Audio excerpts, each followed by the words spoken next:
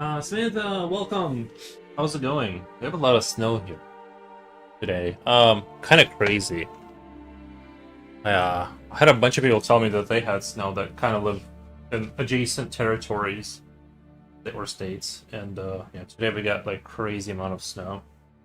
But it's supposed to get super warm in 2 days, so I might just wait it out and just not go outside for 2 days, which is like the common strategy that I normally go with. I'm not gonna overreact.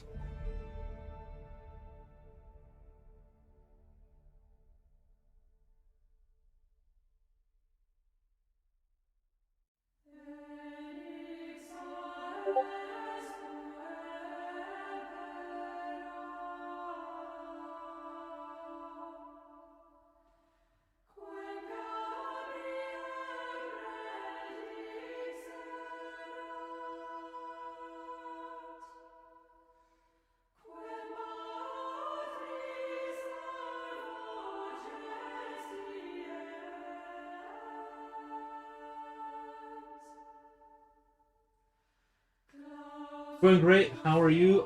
Doing great. We had snow 2 days ago. Thought it was going to be a blizzard. It all melted. Yeah, like I said, we should get like the temperatures rising here pretty soon. Pretty good. So we shouldn't be things shouldn't get too catastrophic. It's supposed to get up into like it's supposed to get actually pretty warm in 2 days. So I'm suspecting that it'll all melt. I still would rather not be dealing with this, but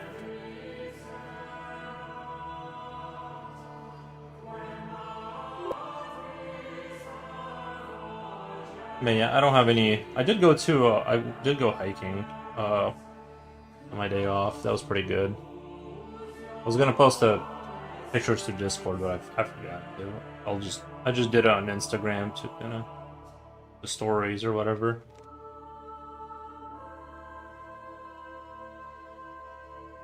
So, yeah, hiking is always good. I just needed to like get outside, and it was nice and dark and like kind of drizzly, but not too bad.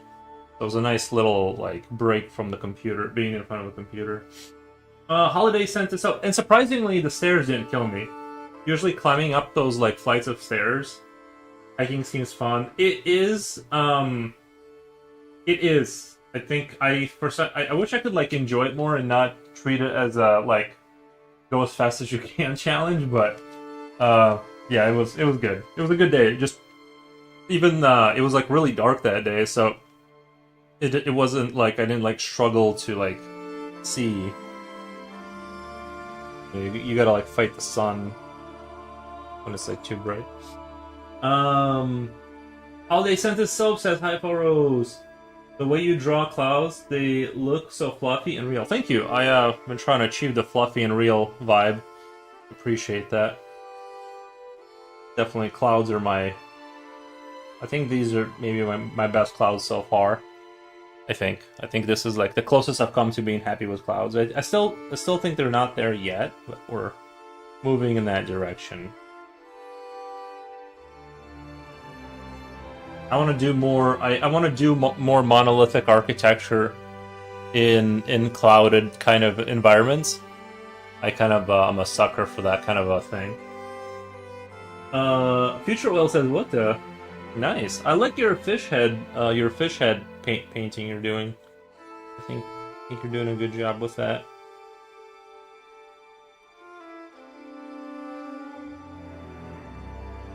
I'm trying to be very like what do you call it? I'm trying to be very like let this picture breathe and just keep coming back to it and add a little bit to it. Like refinement. I think like it's kind of hard to do a really good job when you go in like one go, and I think this is like there's definitely like something that you get out of coming back to a thing and just iteratively improving it.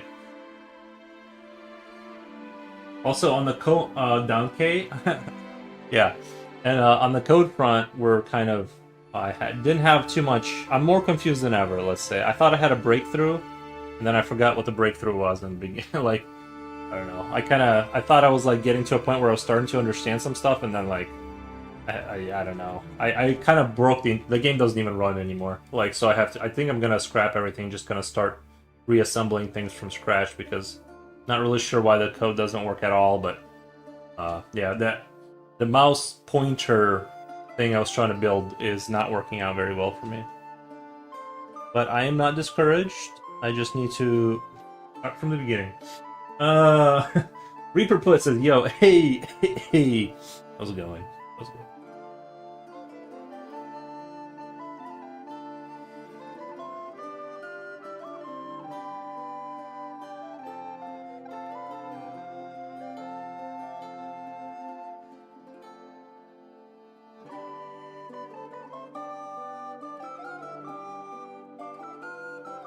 How was your nature walk? It was really good. It was really good. Really nice, nice. It was a good day. I mean, it was drizzling, but it wasn't like a cold rain drizzle. It was like it was a pretty warm day, and the rain itself wasn't cold, so it was like kind of nice actually because I don't know. I didn't mind the rain. It was like heavy drizzle, but I quite enjoyed myself, so can't complain.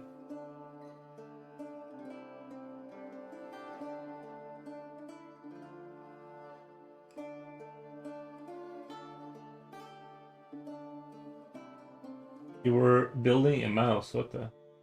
Building a mouse? No. I recommended buying one. A mouse? I'll get you a mouse. We got a foot of snow so far up here. Yeah, we're pretty heavy with the snow today. We're pretty heavy with the snow today. Did you go alone? I just went alone. Yeah, I was the weird guy walking around by myself. I did see like one couple, and they were like, "What is he doing?" Like, you definitely got that energy where they're kind of like glancing at you to make sure you're not a serial killer kind of vibe. So I chased them down and made sure to explain that I wasn't dangerous. No, kidding. We got a foot of snow. First Transit, welcome. Thank you for the hype. Thank you for the hype. My guy, good morning. Thank you, man. Thank you. Yeah, I always go hiking alone, but it's not a wild trail. It's not like I was like in the mountains. It was like these are like designated trails. You know what I mean? I wasn't like in any kind of danger or anything. Thank you for the cookies, the ginger man cookies. Those nosy couples. No, I get it. Like I get it. Like you're in the middle of nowhere, kind of. Then there's just some dude like. Like I get it. Like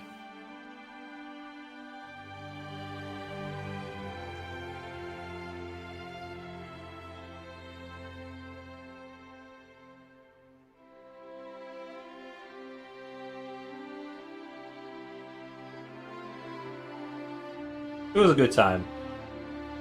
It's good to get out of the house and get the heart pumping because, like I said, there's just a lot of like where I went. There was like just lots and lots and lots of stairs. It seems like you're always going up, and then like somehow when you start the trail, you go like up like it seems like half a mile just straight up staircases, and then like you end up at the park back at the parking lot, and it's like wait like shouldn't I have gone down at some point? Like doesn't make any sense. Future, I finally watched one of his live streams. The guy is really cool. Nice. He's not as cool though. He's not. Don't blow up his ego. He's all right. He's all right. It's all an act for the show.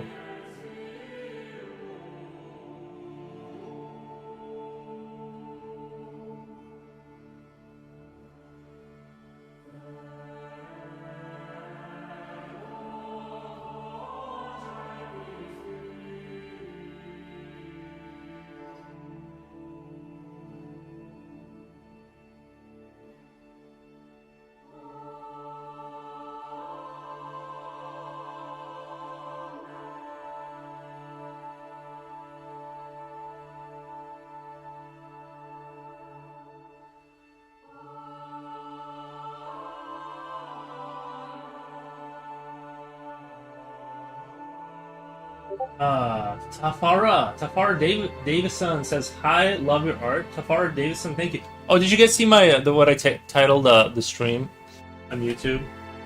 Art stream that reverses aging. Did that come through? Did that name come through? I mean, it's a little bit false advertising, but I need the views, so I figure like if people will click on it, then we'll go with it. It's a little click. It's a art stream that reverses aging. I figured it would like get. I figured like it's a little clickbaity, but I mean,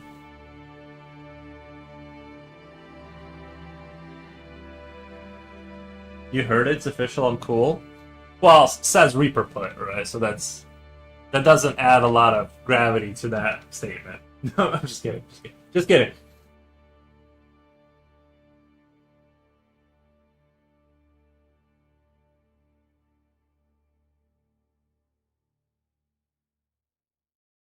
I gotta be a little bit of a jealous hater today.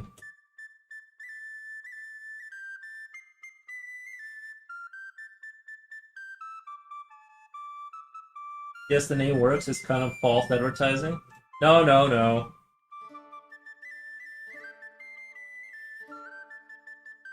Otherwise, I don't get views. If I don't lie, I don't get views.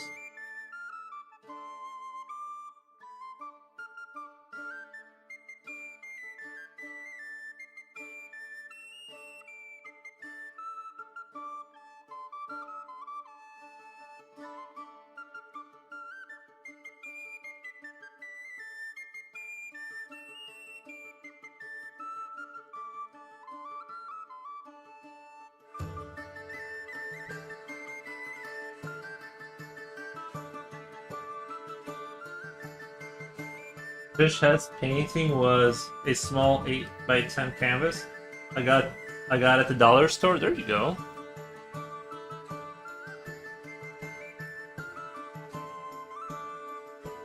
There you go. You should do like little fish people with spears next.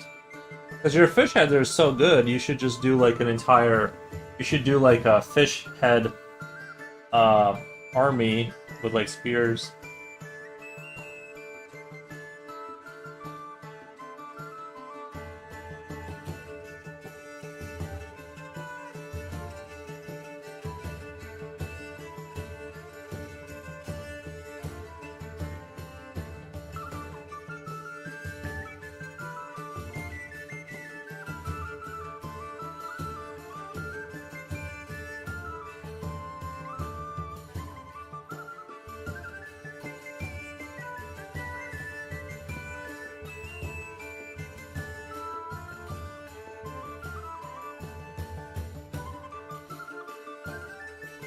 Good idea. Fish head army? Yeah. It is a good, isn't it? I think it's a good idea. Something I would draw.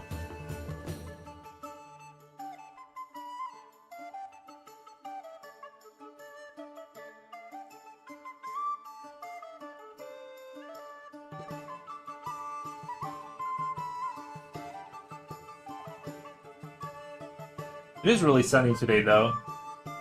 So that's good.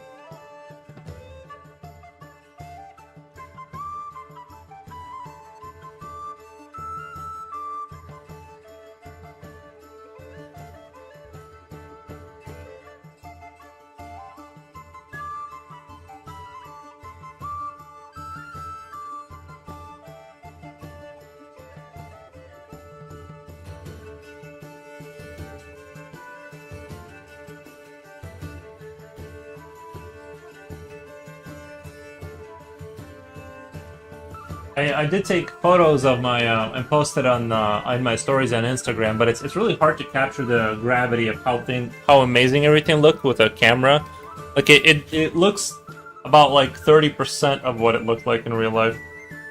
It's hard to like capture just how beautiful it was. I mean, it was like beautiful, depressing in a sense because it had that like kind of like gray, everything is gray and dead kind of look to it. But it was still just because of like the mountains and not mountains, but like sandstone.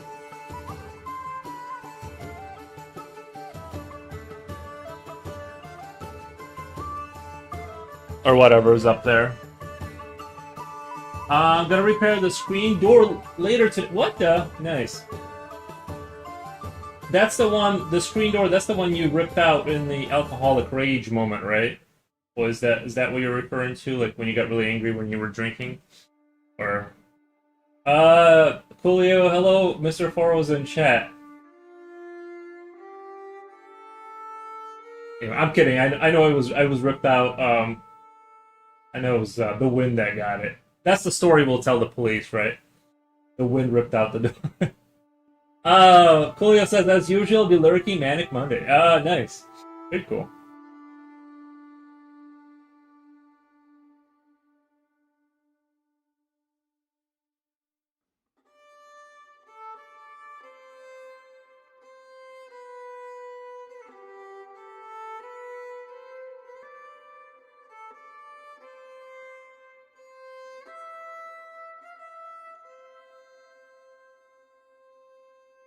We appreciate the lurkers.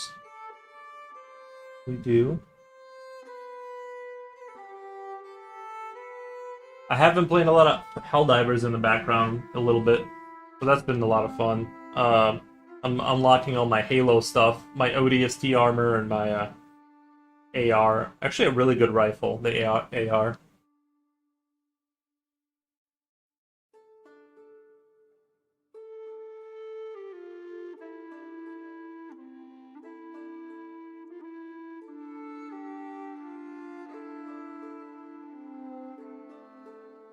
Have you heard of a streamer called Hyperion Dawn? Found him recently? No, I don't think so. I don't think I've heard that name yet.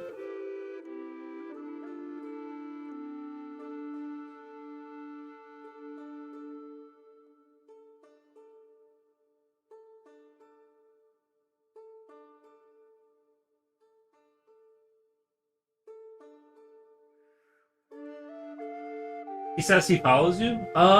You know, I mean, it's just that, so many names pass by. I'm sure he's a great guy. Just, it doesn't ring a bell off the get, but I am sure he's a great artist. What kind of stuff does he do? I mean, if he follows me, obviously he's probably really smart and attractive, so I'm assuming he's a really great artist if he follows me. He does pencil drawings, but he does oil paintings also. Oh, okay. Nice.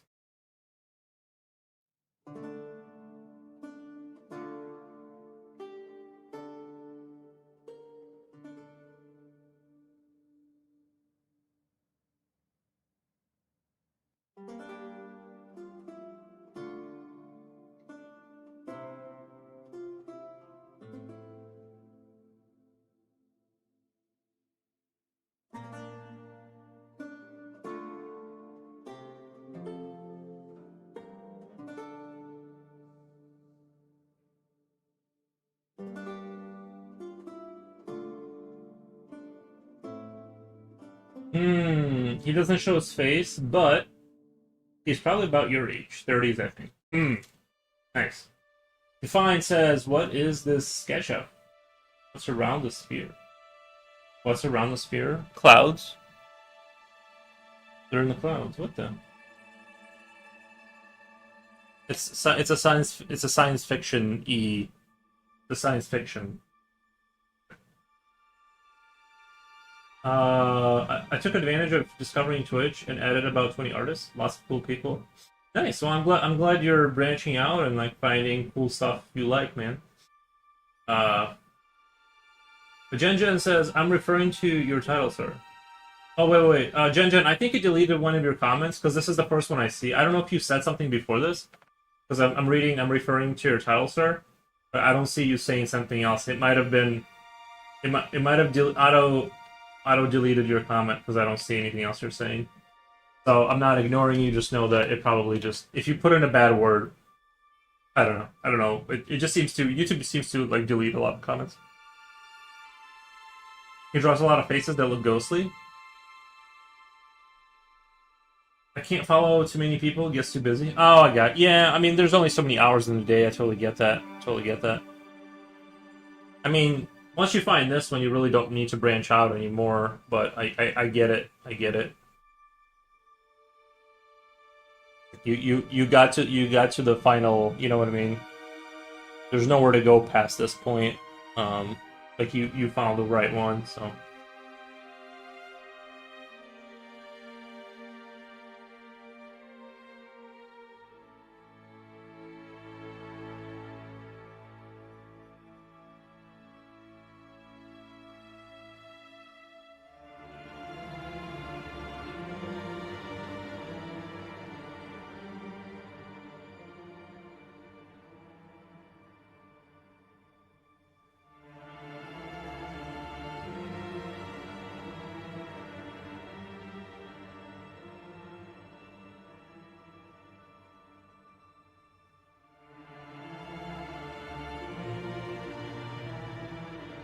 pretty much as good as it gets.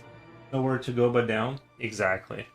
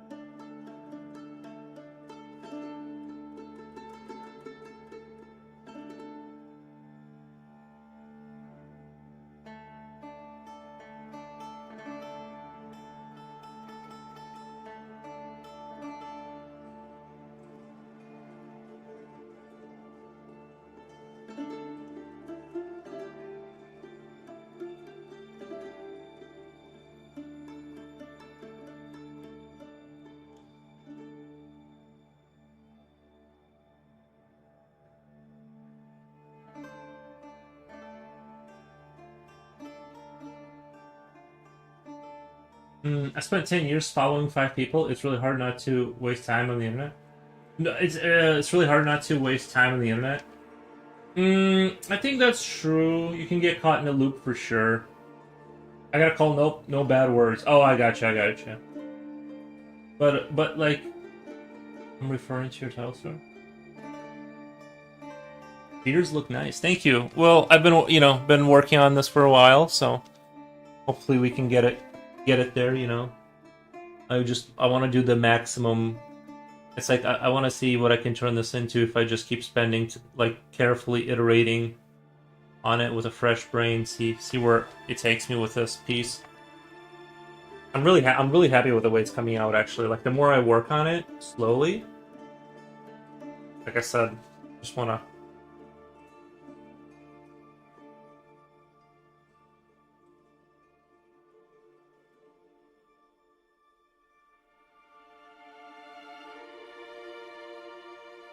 I wanted to call this Mars 2, but then it doesn't make sense because there's like a multi-planet kind of a thing. There's like a multiple structures, so it's kind of like doesn't fit the narrative.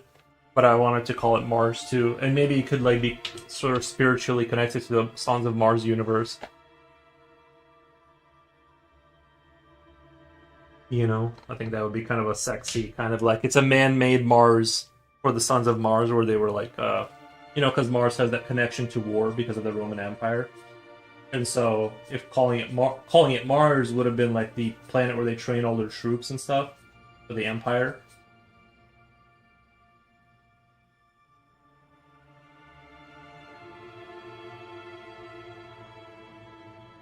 Pretty much, this is as good as it gets.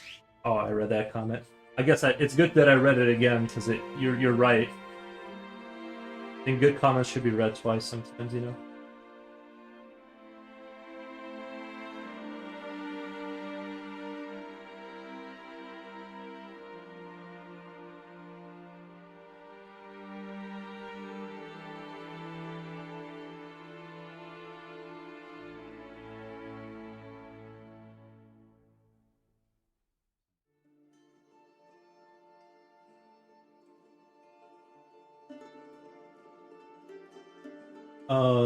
Cool lore. Jen says hi, future. Nice. Yeah, Jen says hi, future oil.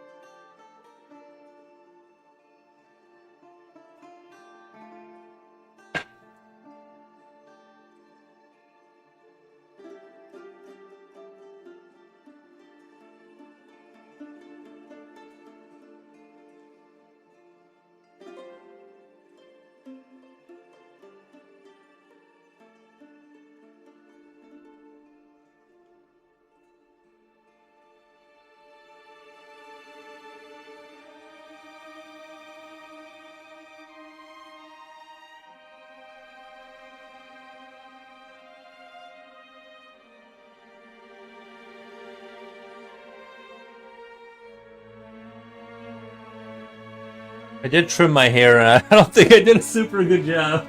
It's a little bit uneven, but it's okay. It'll grow back.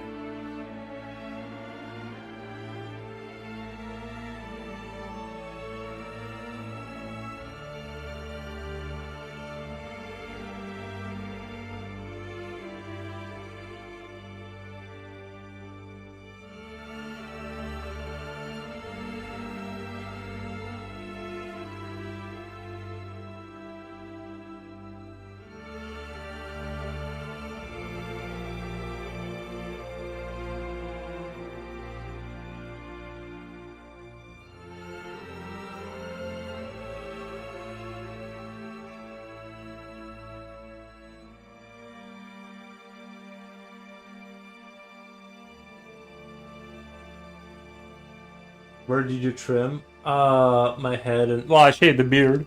First of all, I wasn't gonna.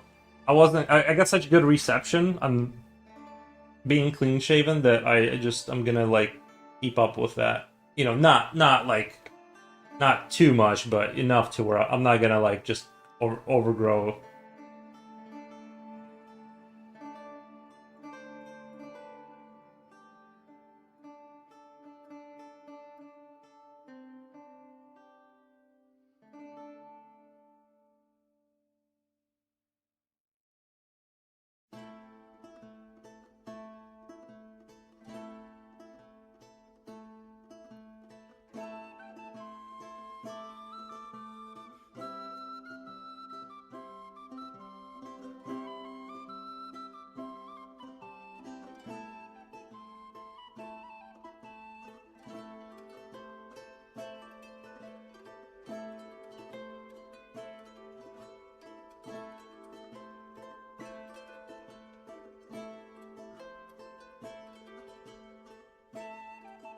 Positive reception. What's her name?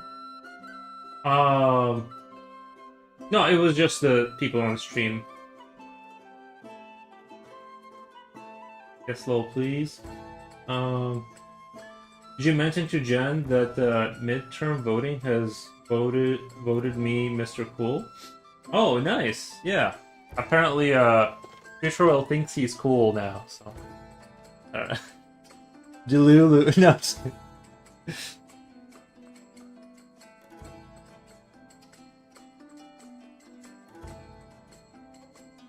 Your dedication is very inspiring.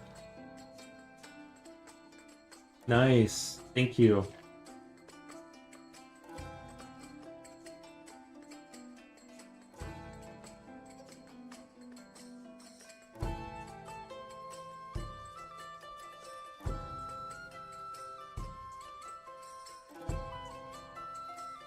I try to inspire.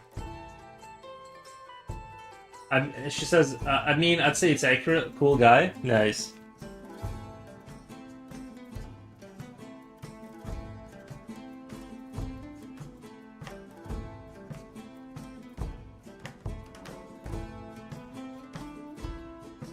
I'll pay for the next tank of copium. I'll pay for that for you guys. You guys are consuming that a little bit too quickly.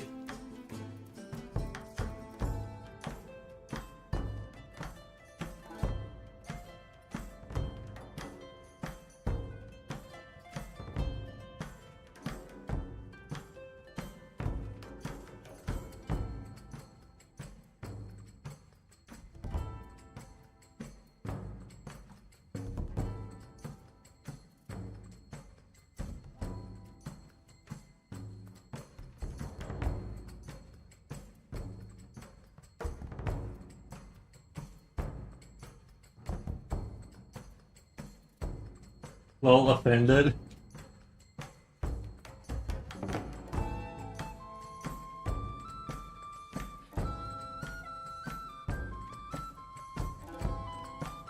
Cancelled.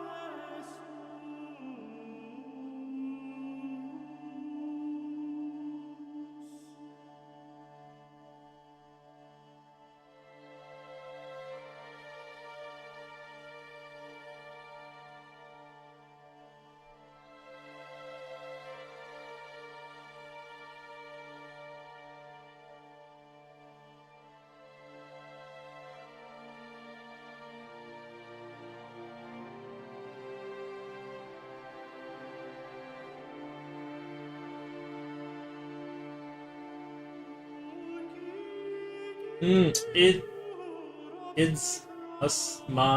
the epic. Yo says yo. Thank you, epic. I posted more shots on YouTube. I posted more shorts on YouTube. Nice, man. Yeah, you can get a lot of views with the shorts. I still kind of stopped doing the reels because it's like it was just so time consuming, but they can get your views up. I got 23 followers on my TikTok now, so kind of blowing up over there.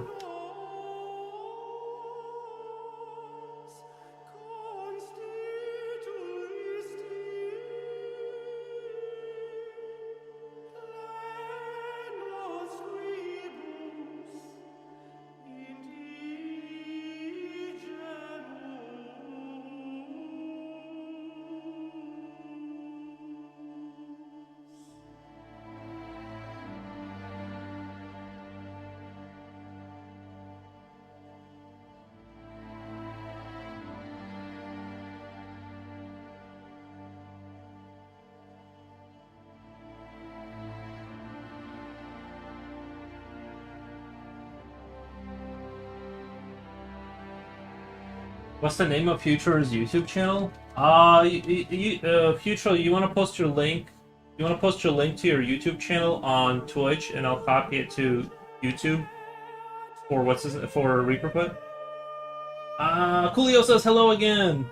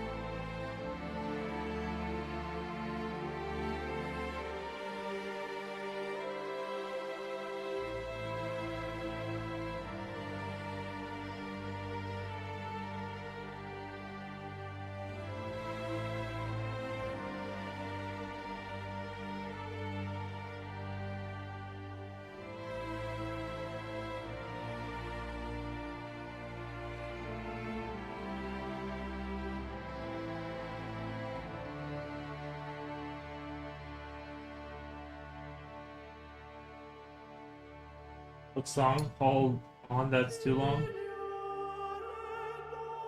Does that link go to your? Is that the link to your YouTube channel, or is it not?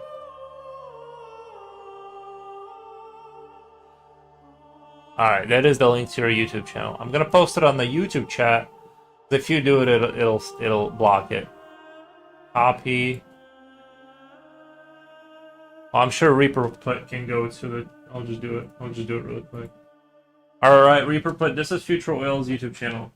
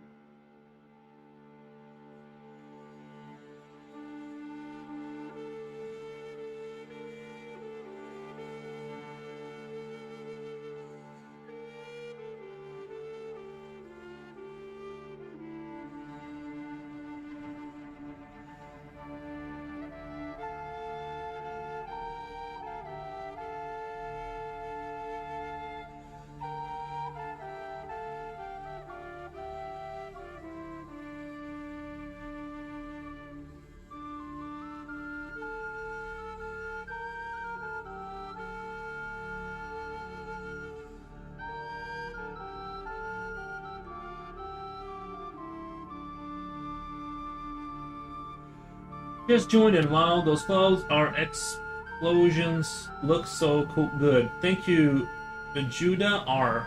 Is that Judah R? Nice.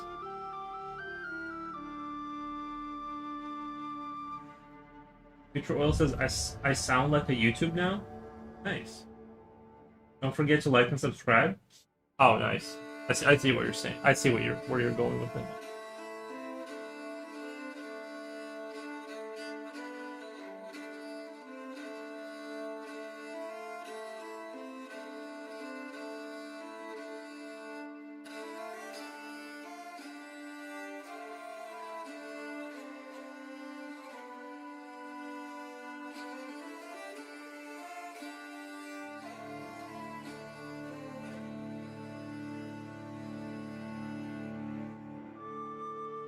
You low-key the GOAT. This is the amount of dedication I could only wish for. I appreciate you saying nice things. You appreciate.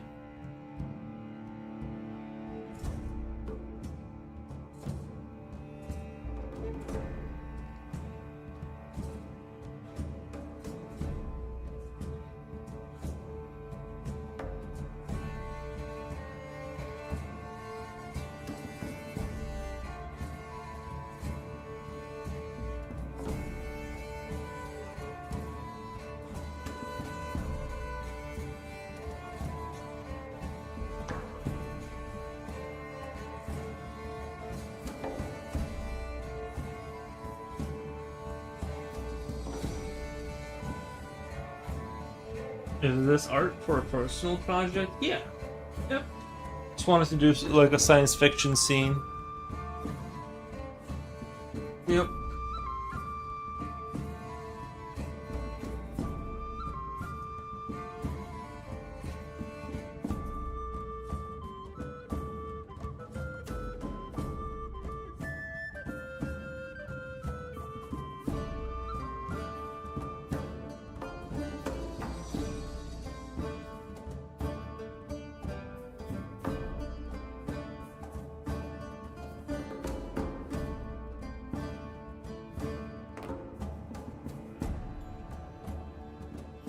How long did this take you? I don't know. It's been a lot of streams, but I've been putting like, once I get to like about the halfway point, I try to slow down, and I try to like make sure that I like take my time with it, because I wanted to like approach it with that fresh brain kind of each time I revisit it.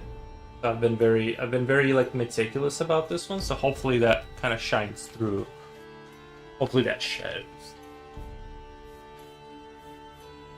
Hopefully the people will know that I tried extra hard.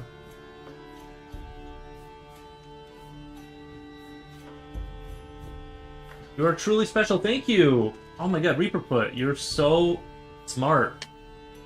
I'm telling you, you're already at a very high skill. Man, God, you're so smart. I love it. Probably, well, I'm assuming you're probably very attractive too, since you're saying stuff like that. Probably good bone structure.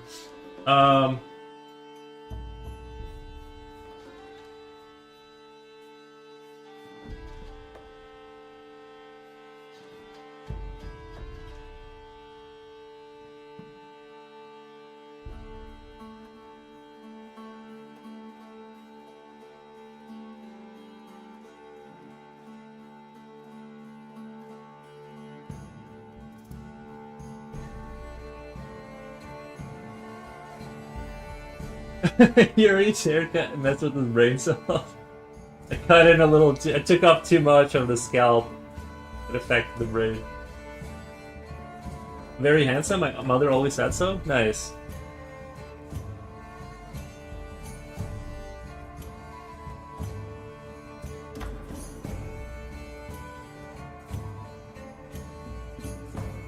Hey, Wills, come here, baby. Who's your good boy? Who's your good boy? Who's your good boy? Oh, he's your good boy. Who's your good boy?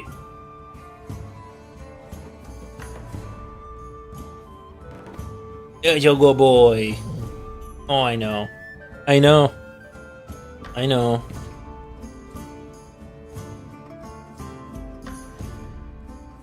Oh, wait. It's cutting off the message. I gotta move this a little bit. My bad. How much are you paying the viewers to praise you? Nothing. It's just all coming out of just love and obviously like they're seeing things accurately. If we're going by parent standards, well then, I'm Miss America, Aries. Women around the world insist on ignoring me. But it's because they don't know how to recognize quality. Nice. Same. Same, yeah. Same.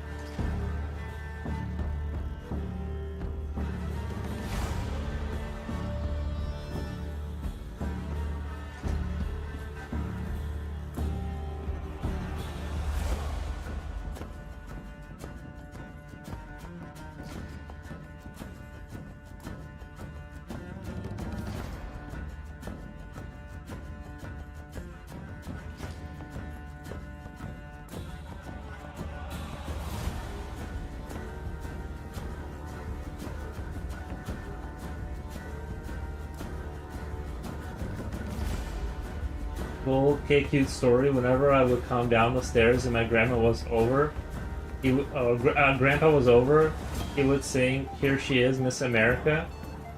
He's still the sweetest man I know. Nice.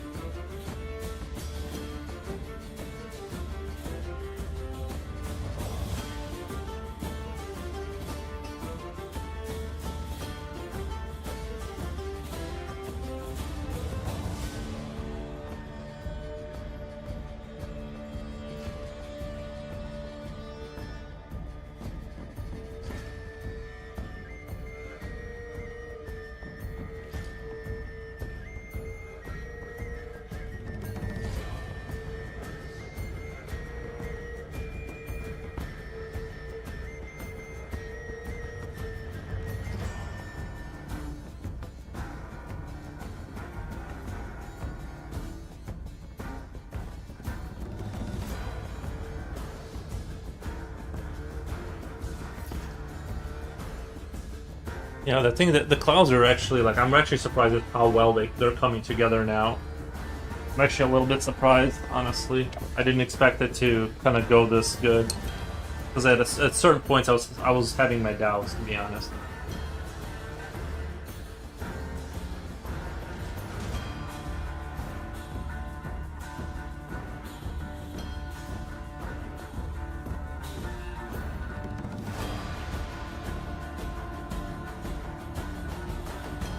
Reaper Put says, "I only want a family if it's like this, like chat, like chat. Oh, like the way she's describing, like a loving kind of yeah.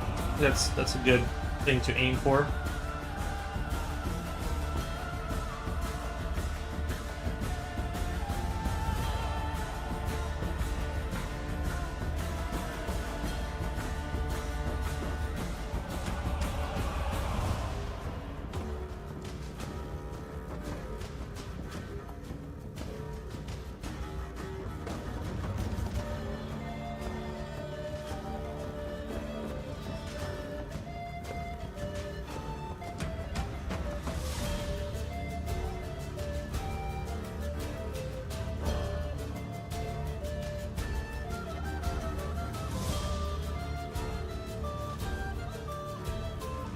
Julio says, "Don't doubt yourself. We'll be doing the doubting for you." Papa JK.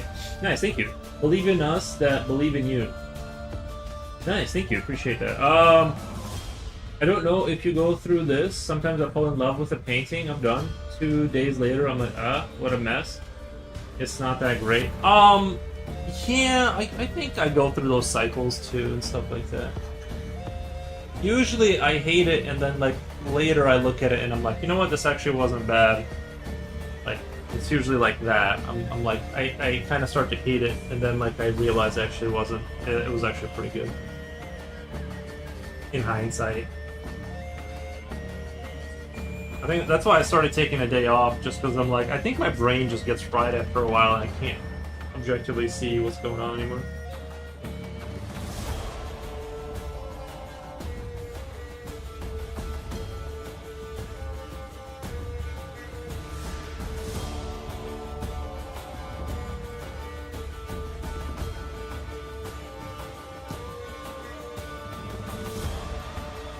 Angel says, "Yo, how's it going?" Hey, welcome, Angel. Welcome, welcome. Slipknot fan says, "Jen, hello. Reaper put Ola, Clippy, my trusty knight." Nice.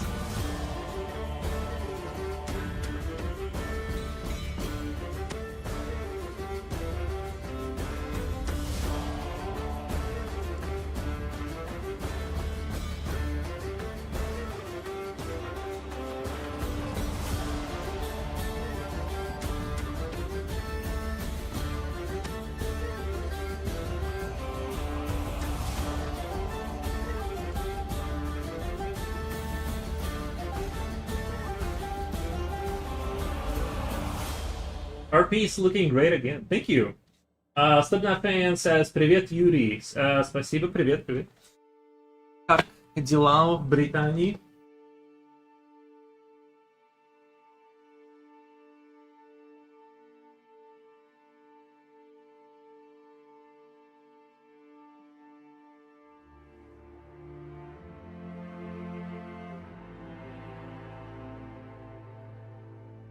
You're welcome. Nice, thank you.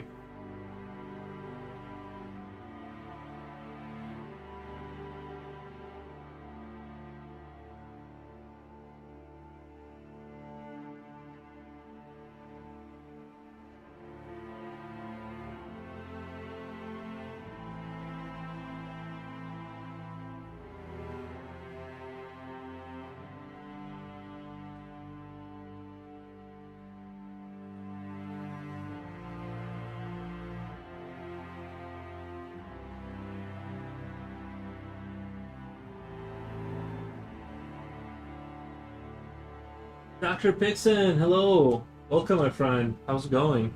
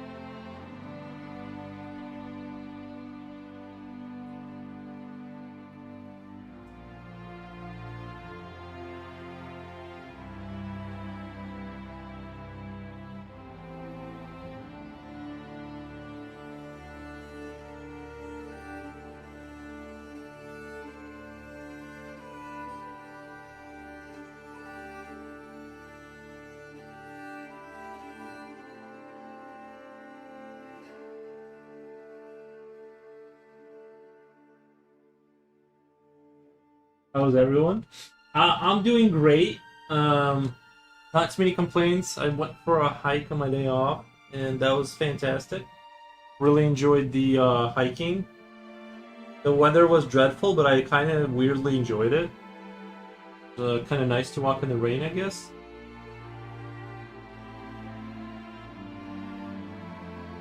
I'm trying to stay active, you know.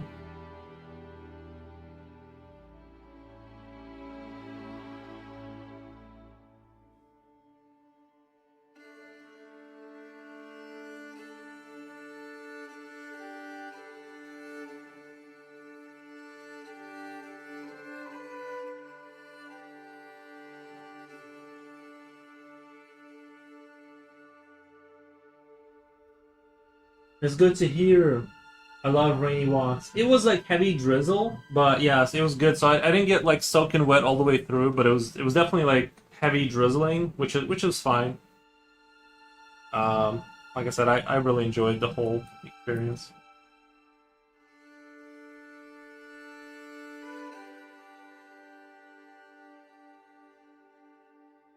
And plus, you don't have to take a shower. That you know what I mean. You can like skip taking a shower, so that's a benefit to walking in the rain because you're like, no, I'm just kidding. Uh,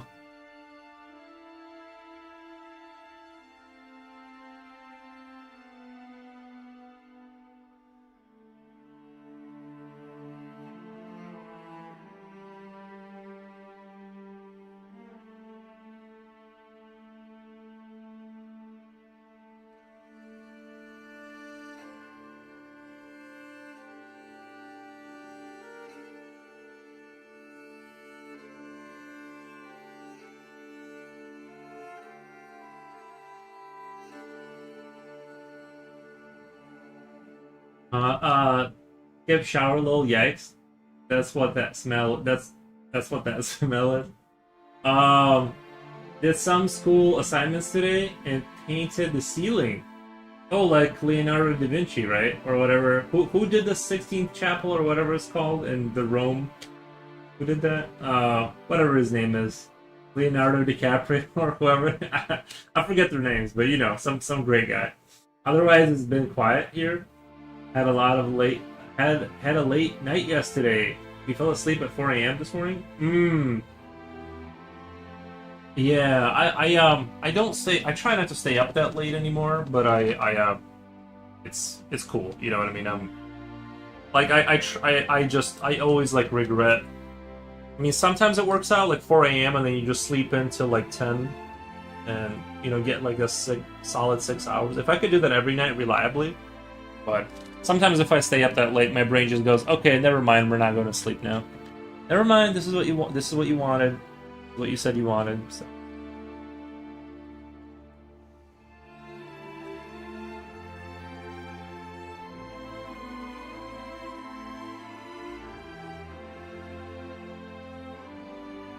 Has anyone gotten a word on Wolfgang? I feel like he's been quiet, or maybe I'm wrong.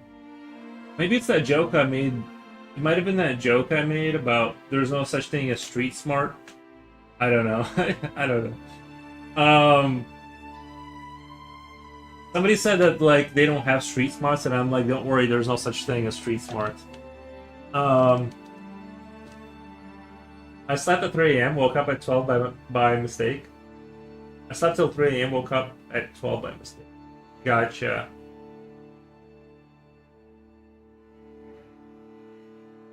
Wait. Hey, I slept 3 a.m. and woke up at 12. Gotcha. I think I understand. Dr. Fixon, only white at the moment. It is still structural work. Oh, I see. Nice. That was me. Yeah, I think it was like you. So you said something like you don't have street smarts, and I'm like, yeah, I don't. That's not a real thing. As somebody from the city, street smarts is definitely a thing. I see it like this. Like it's just that everyone. Okay, I see it like this: is like there's smart people who build the streets, and then everyone else was the problem. Kind of like um, that's sort of how I see it. It's I guess what I mean by that is like every time I've met someone who associated themselves with like being street smart and they kind of had that kind of vibe about them, they were never good workers. It never translated to like um they were always kind of like not staying on task. Or there was always like some kind of an excuse. There was always some kind of trying to talk their way out of a situation. There was like always that energy with the street smart people. And so I've always been like a little bit dubious about like the whole anytime I hear that I'm like, "Uh-oh, here we go." I know what this means. Anyway, that's my 2 cents. Well, I mean, if nobody checks in on him, how do we know he's not in some ditch? Well, if he's in a ditch, if we contacted him, he wouldn't answer. If he doesn't check in tomorrow, I'm gonna reach out. Nice. Street smarts is a thing. No, I mean, yeah, like in the same way that like a pigeon grows to know like that it's gonna rain before a human does because they live outside, so they have to develop instincts for survival. Like in that sense, yeah, like they develop a different sense of different like set of skills and stuff. But kind of, but you know, like I said, it's just that like I'm just noticing patterns and like I'm like I don't know. I don't know what other people mean by street smart. It might mean a different thing to different people. I've just noticed that every time I've met a street smart person, not good workers.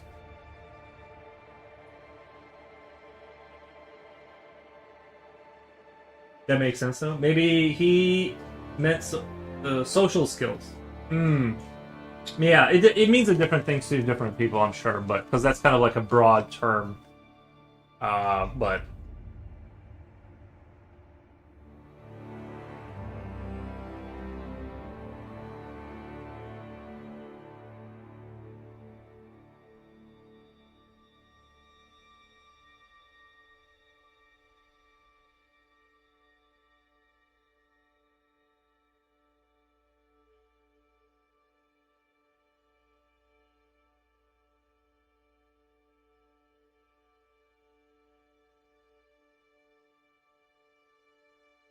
well, so when did you take a dump on Wolfgang?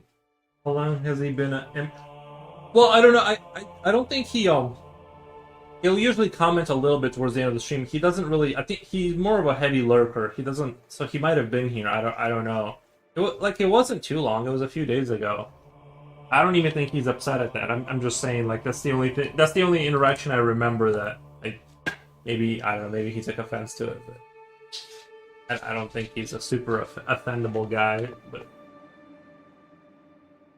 I don't think he's like a super gentle kind of a person that needs. Oh, eels, come here. Should I let him outside? You want to go outside? Let me let the dog outside. I think he wants to go outside.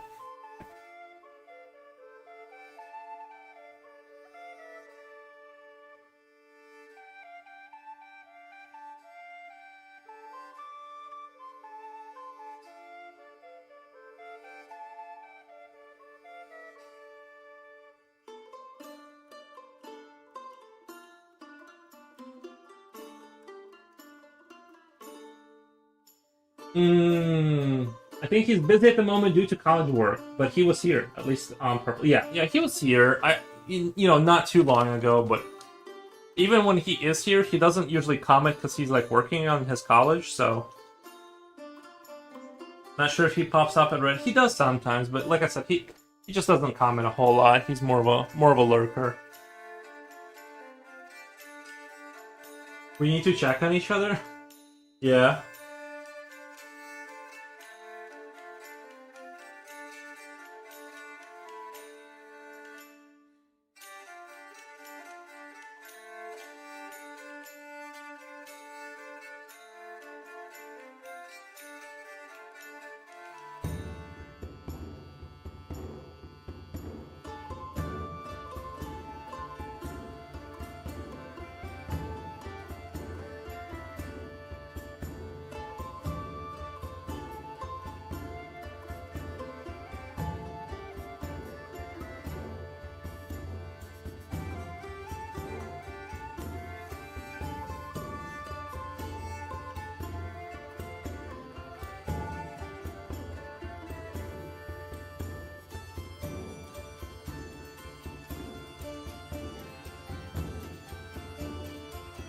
meeting. Be right back. Dr. Pixon says, I really want to grow stuff and food in the garden, but with all the renovation and construction, I can't. That's understandable. It gets very busy with that kind of stuff. I think like doing house modifications is some of the scariest things you can do, because a lot of times it costs way more than you initially assumed. It takes 4 times as long as you initially estimated. So I totally sympathize. Every time I touch anything in the house, it's never under $300 to do anything house. That's why I'm just unless it has to be fixed, because it's like, you know, it's like a thing that I have to fix. I just go, oh well. Like I'm not like, if it's like a cabinet door or anything, like if it's not super important, I'm just like, nope. I know where this is gonna go.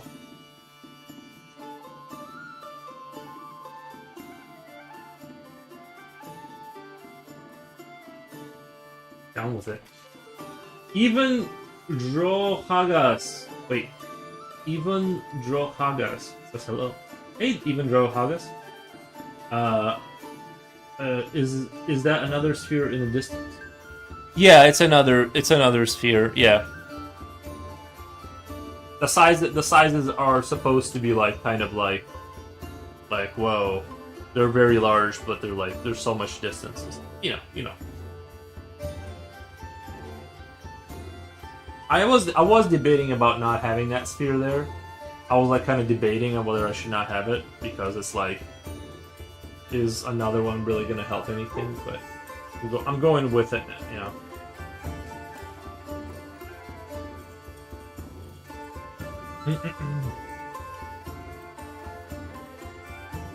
I still have not moved. I packed the last stop in August. We do all by ourselves, but with low energy, it's hard. Yeah, especially when you got a job. When you're like working a real job and doing house remodeling, it's tough. It can get very tough.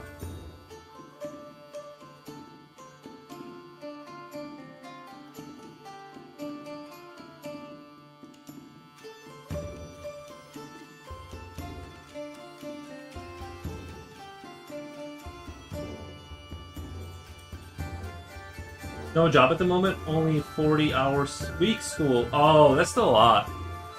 Yeah, school is cool, man. It's important to finish that up. But I was born knowing everything, so I don't need to do it, but for those of you who are less blessed, I understand. Gotta get through that part of it.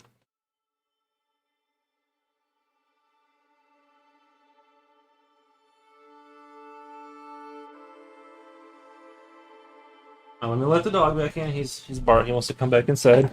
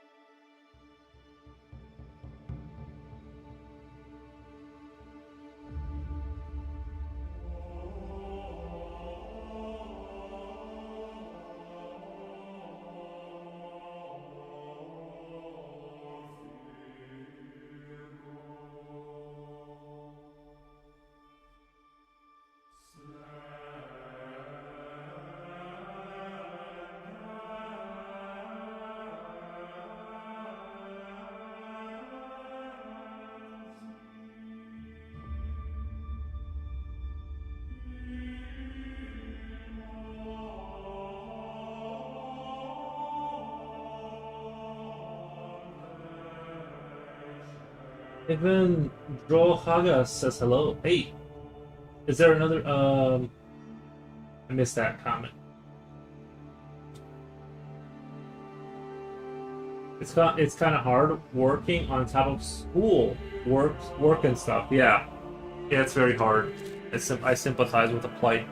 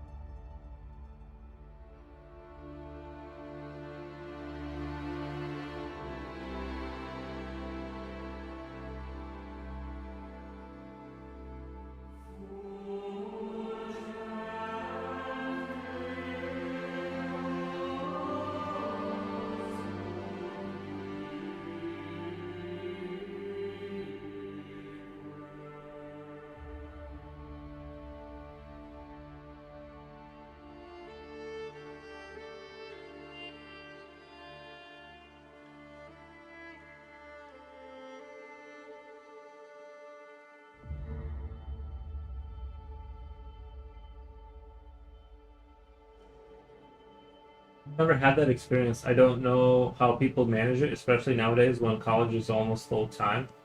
I'm also not an understander. I'm also a non understander of how people can do so much. I'm honestly like impressed by people who can like go to school and work and do all this stuff.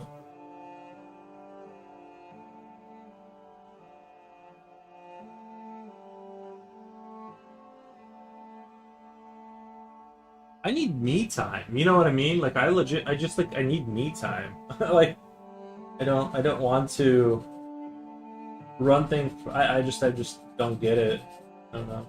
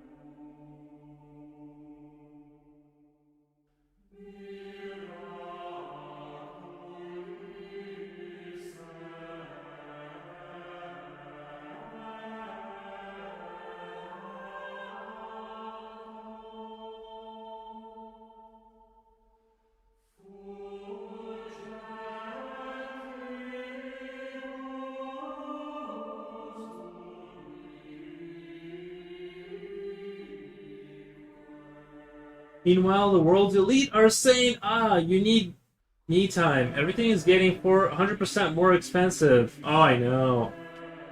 They don't like me time. As an American, I'm so jealous. Oh, wait. University and college is free here in Sweden. And we're even paid what the, nice. Here, most families put their children tuition on their budgeting. Student loans isn't a thing here, and it's a lot of money. It's a lot of money here, and it is a lot of money here. I see. Sweden sounds like a good place in that circumstance. I had classmates from suburbs rent a place near school while commute to. But do you have to be kind of good at school? Like, is it like one of those things where the government will pay for it if you're kind of like really smart, or is it like they'll help you, or is it kind of like they help everyone out, or is it like you have to be like one of those gifted students kind of a thing?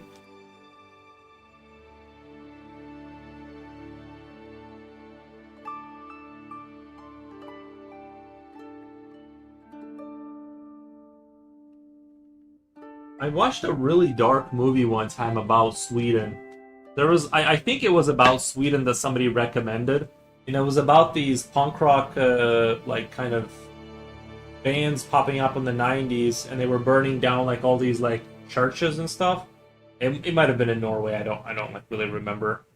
Anyway, it was like this like it was a pretty crazy movie, and then they all ended up killing each other or something in the end. But it was definitely like a movie. I wasn't like the tone of the movie was such that like it seemed like a fun movie, but then it turned like super super dark, and I was like, wait, when did the tone shift so much? It seemed like it really really like shifted kind of crazy. Might have been about a different country. That was Norway. Oh yeah, we get like $400 a month. Everyone, that was Norway. Yeah, Sweden sounds amazing and so beautiful. Yeah, never been, but I hear good things. I hear good things. While I don't have a scholarship, my school tuition is inexpensive compared to other schools.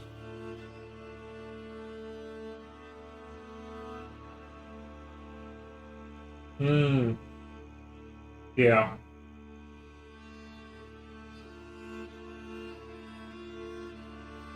Somebody's Reaper put says Switzerland has one of the strangest and most enigmatic histories in the last 700 years. What happened in Switzerland? That's where all the chocolate comes from, right? Is the history chocolate related? Or am I thinking of cheese?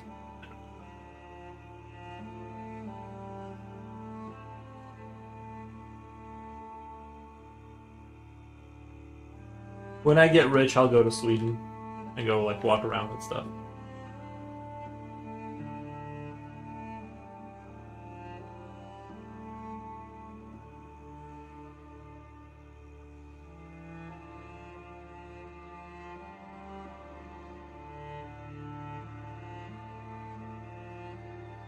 I probably won't. Like, I know myself. I probably won't. Uh, I did not get into my target school, but thinking back, good thing I did not get it accepted because it will be a burden to my mom, paying tuition and books and stuff. Right? Yeah. Sometimes your dream is a nightmare. You know what I mean? When I was trying to buy a house, I was aiming for a much more expensive house, which I got denied because I didn't have credit. Because I bought everything cash my entire life. So when I first ended up what I ended up doing is uh I ended up buying a much cheaper house, but in hindsight, if I was paying like, four or 5 grand for real estate tax, it'd be much more inconvenient for me. So, and if even honestly, if I could go back I would even do something like a smaller house. Honestly, just enough to, just buy a little cheapy house. What I would do now. Maybe even a like a little fixer upper.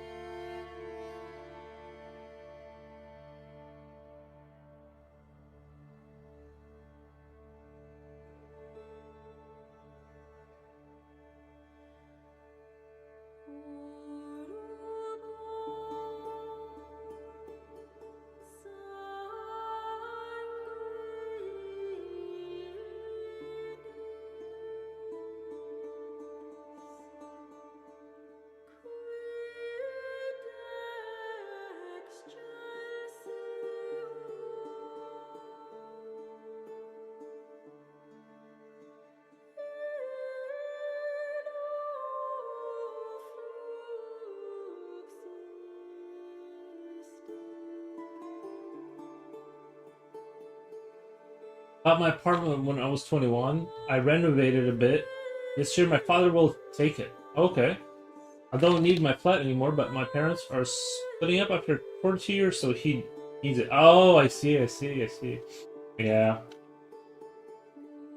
Well, that's good that you're in a position you can help your parents and stuff.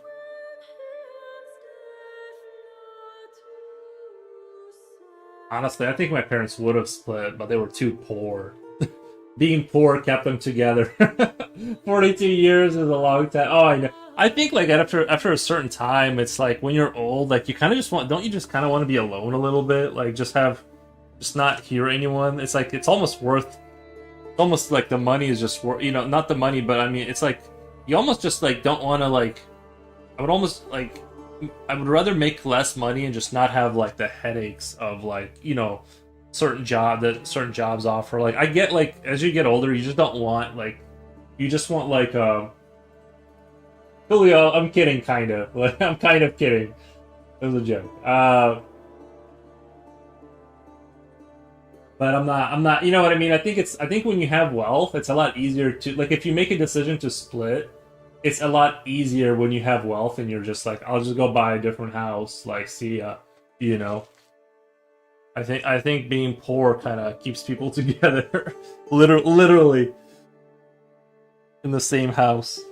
I'm just kidding, but I'm just saying there's a reality to that. Like,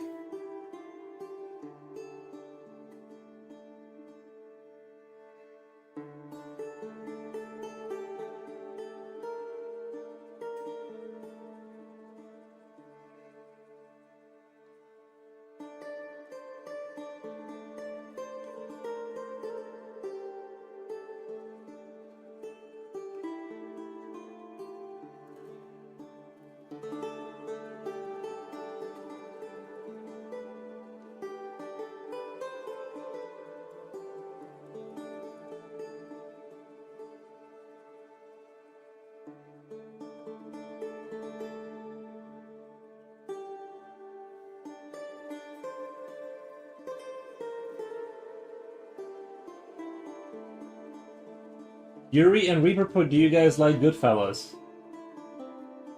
Is that a movie? Is that like The Godfather, but like different? Uh, I don't think I know. I've never even seen Godfather, and everyone like always freaks out when I tell them that. I'm just not into criminality or Italian. I'm more into like war movies. I like criminality on a national scale. No, I'm just kidding. I'm just kidding. Um, yeah, I'm just not into like gangster movies.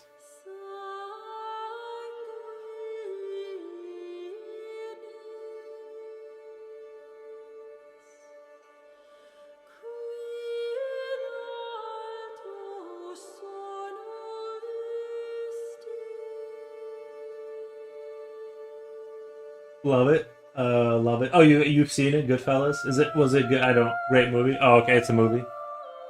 I know there's that the Sopranos. People like the Sopranos and stuff, and I wasn't like I don't know. I skipped every like kind of that kind of show or movie. I did like Mafia 3 though. I enjoyed the mechanics of like the way that game worked.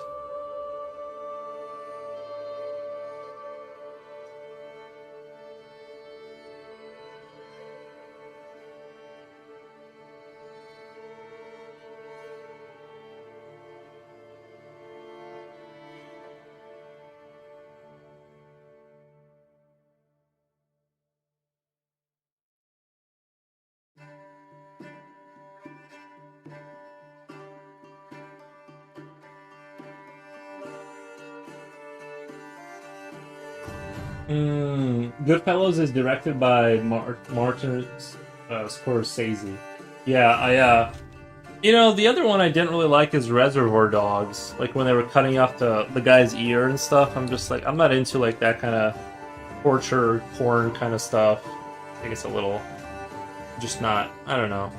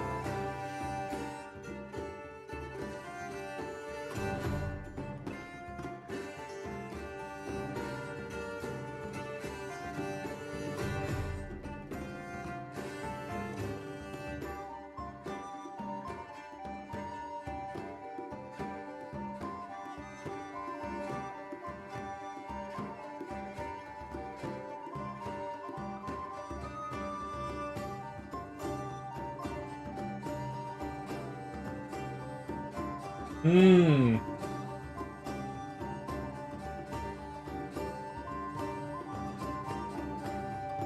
It started to become a thing. Some children are starting to have two rooms for each of their parents. I think I remembered a children's book about broken families. I don't really get along with my parents for more than 2 days, says Dr. Pisson. It's more of an interesting idea.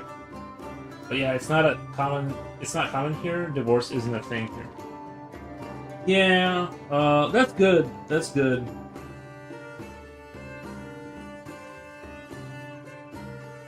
That's great. Property, but buying a property at 21. I bought a property at 26. I was 5 years behind you on the property buying. I needed to live somewhere, right? People seldom get married here in Sweden. Yeah. I mean, I don't know how it works in Sweden, but I believe it.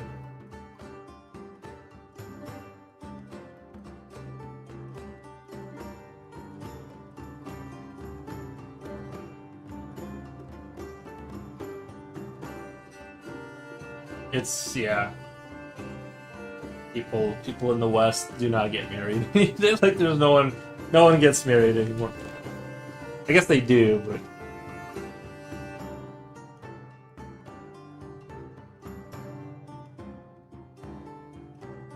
someone's doing it.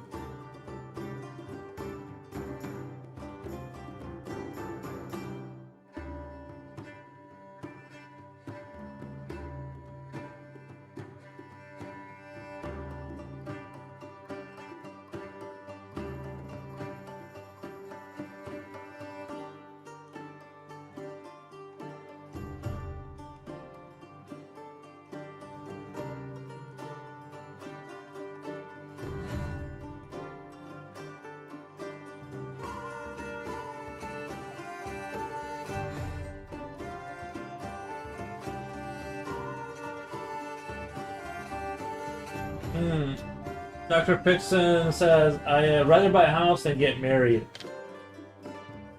Yeah, to each their own. That's what I did, so I can't disagree with you because that's exactly what I did instead of getting married. Julio says, buy mine at 30. Nice, man. Nice. I have to go, but thank you and take care. Yeah, thank you, Dr. Pixon. We appreciate your input. First Transit, thank you for the hype. Thank you for the hype.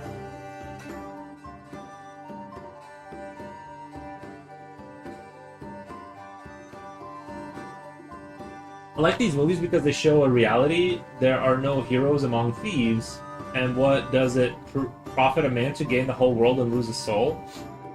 And every Faustian pact ends in disgrace. I think that's true. I do think, like, bad decisions, lead to bad outcomes and stuff. I agree. I basically agree with it. It does seem like people get away. Like, it does seem like there's. I know people who are like, I know people, and it does seem like it seems like they get away with stuff. Maybe they like don't in the background, but I don't know.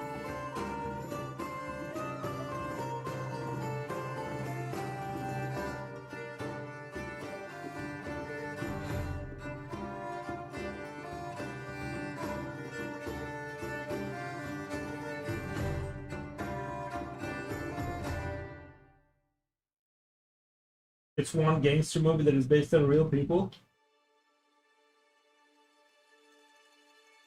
Well said. True, true.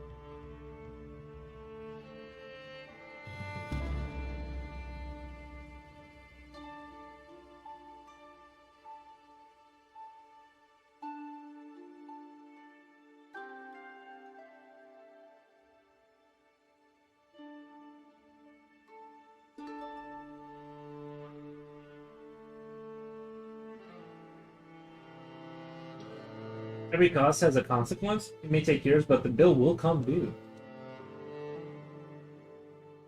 Julio says, damn homeowner at 21. Yeah.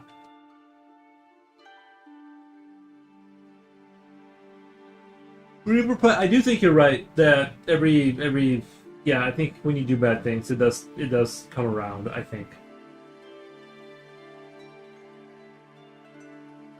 Male and female actors are more handsome, beautiful than the people they are portraying. Yeah.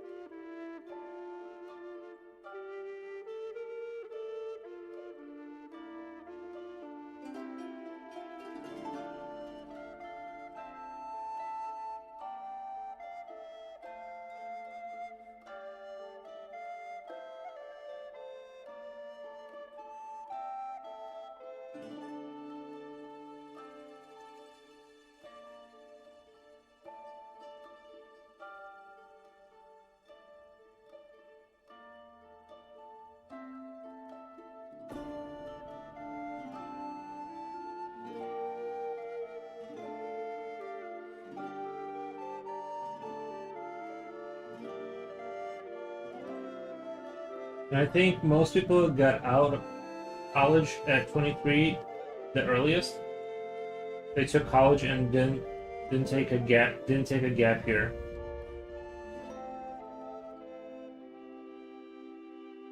You mean like take a like is it gap years like is that where you take a year off of like everything and just travel or something?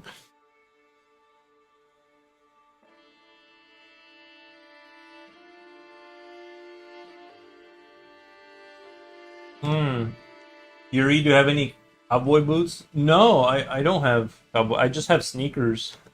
I have boots. I have boots like because I had to have them for work and stuff, but I haven't wore those in quite a while. Hmm. Uh, you know,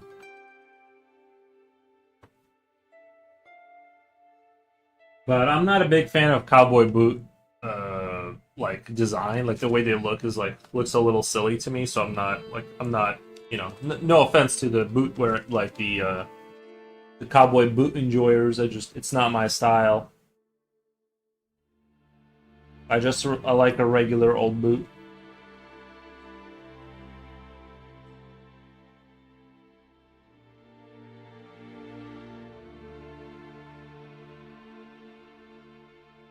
I knew a kid in high school who was like going through. He was like transforming, and he was like he started wearing cowboy boots one day and a cowboy hat because he like decided to change his identity or something.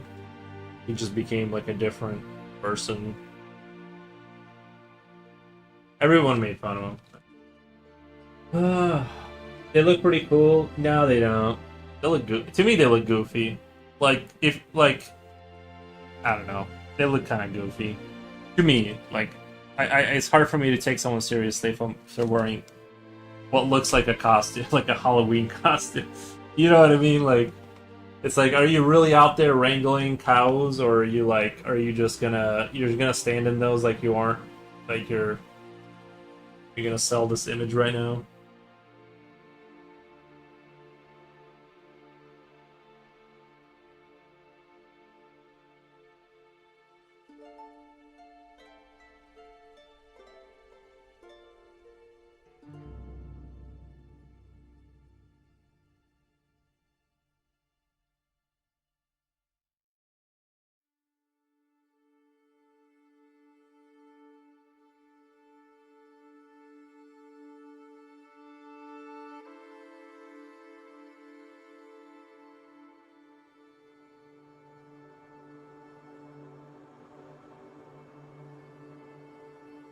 You knew a guy who went full cowboy? Yeah.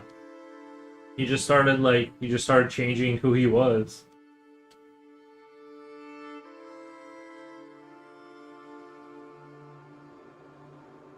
I'm too poor to get a gap year, and it isn't a thing here. Usually, you want to get out of college as fast as you can. If you get delayed graduating here, it means you failed at some subjects and had to retake them or transferred majors. Oh, I gotcha. Does that like reflect in your record? Like they go, "Ooh, this guy is like the math ain't mathing," and they go, he must have failed at something at some point.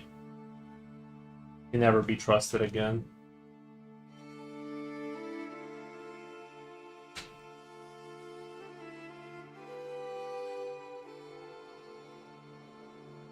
Oh, I lost my brush. Oh, there it is. It fell apart.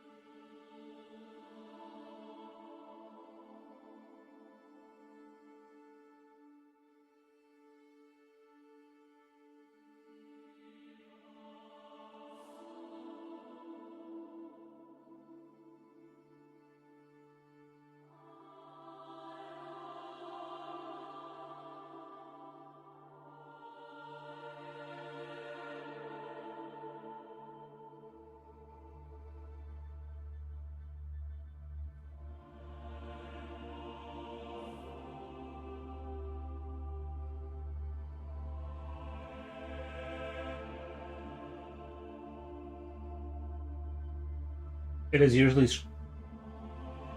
you get a delayed graduation here, it means you failed some stuff, had to retake them. It's just frowned upon. It's usually scrutinized at interviews, though.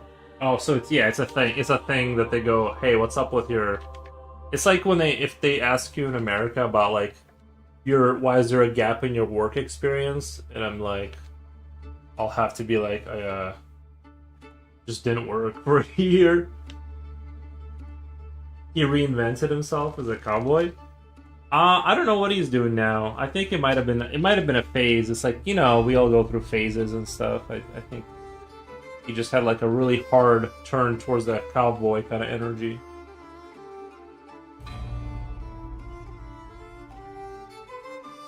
Most people out here are normal though. They don't it's like we don't have a cowboy, like a rampant cowboy problem. Everyone's just kind of normal.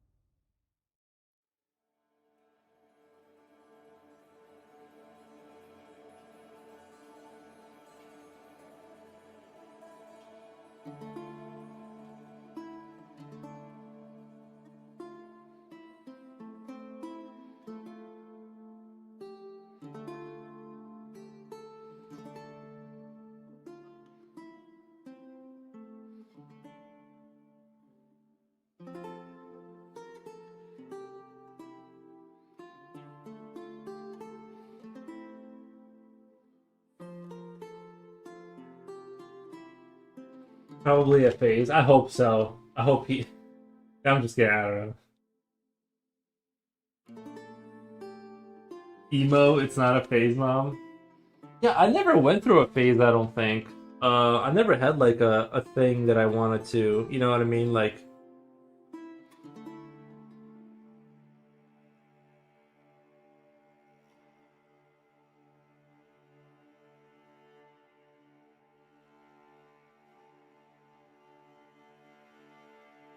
Never had like inclinations towards reinventing myself or kind of becoming adjacent to something. I just kind of existed. I don't know. Jen says back. Nice. I remember an Australian drama where a really nerdy bookworm girl decided to become a goth overnight.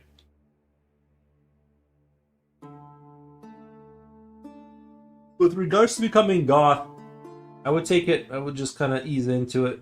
You never know, you know.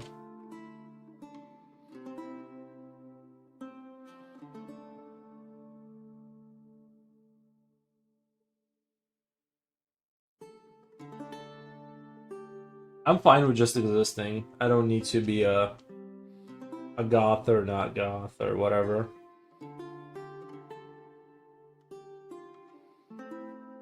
You guys have goths in England too? Is that a thing in England? You guys have like the gothic kids? I think it was called Heartbreak High. Interesting.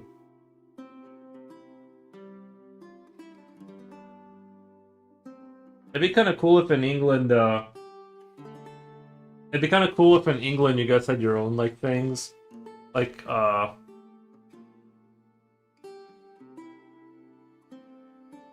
you know what I mean, like phases that people go through, like medieval knight phase, wear a suit of armor everywhere.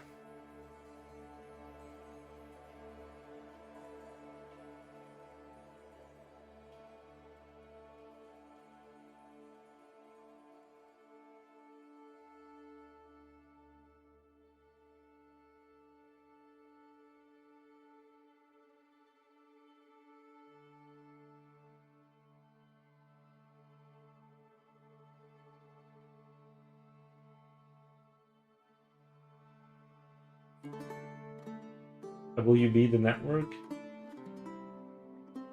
You can't just drive Pat first into being a goth. No, dancing frog. Alex Martin 1 says hello. Hey Alex, did I say that right? Alex Martin. Nice. How's it going?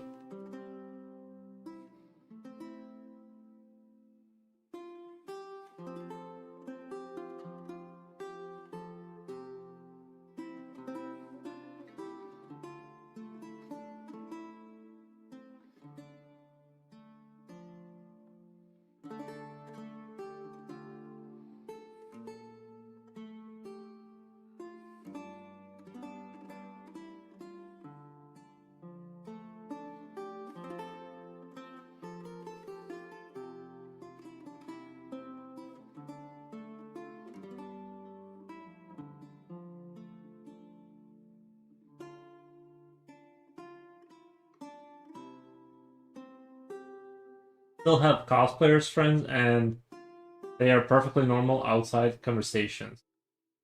And they are perfectly normal outside conversations. Gotcha. Medieval Knight phase. I kind of want to do that. Yeah. Like medieval phase.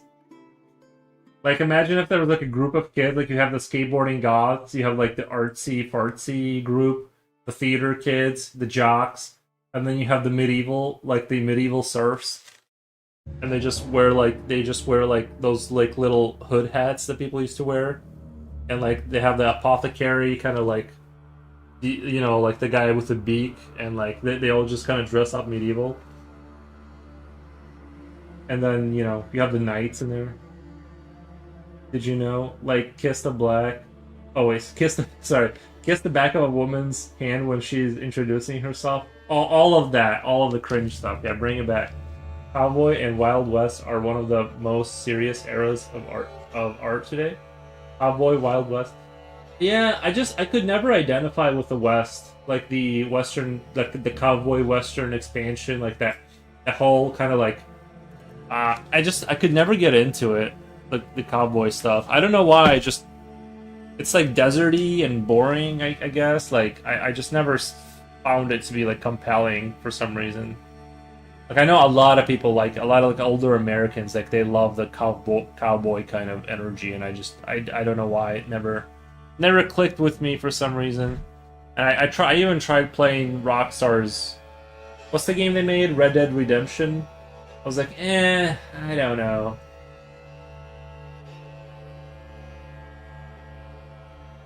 Who's a goth? Like the goth kids from South Park? Well, I love those kids. 80s are a new. Sorry for the yawning. I don't know why I'm yawning. It's like that time of day where I yawn. We could wear chainmail too. Yeah, chainmail.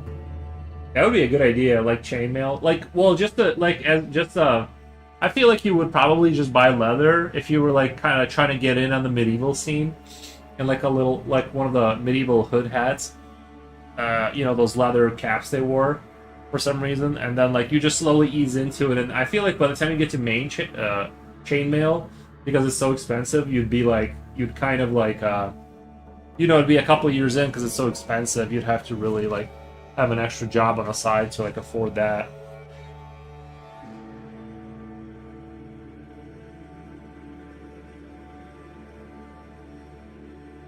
Cowboy art is big now, huge. Goths and South Park are pretty funny. Nice. Uh, what are you painting here? Oh, I'm using a pencil. I'm not painting.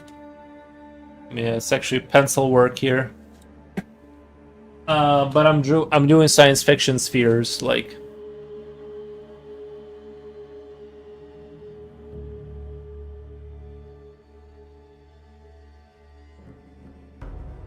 What do you guys say after these 2 hours? Should I give it another 2 hours, see if I can like kind of like make it even better, or should I just kind of, because I feel like normally I would say this is finished, but I'm like, is it though? Like, what if I just do another 2 hours tomorrow?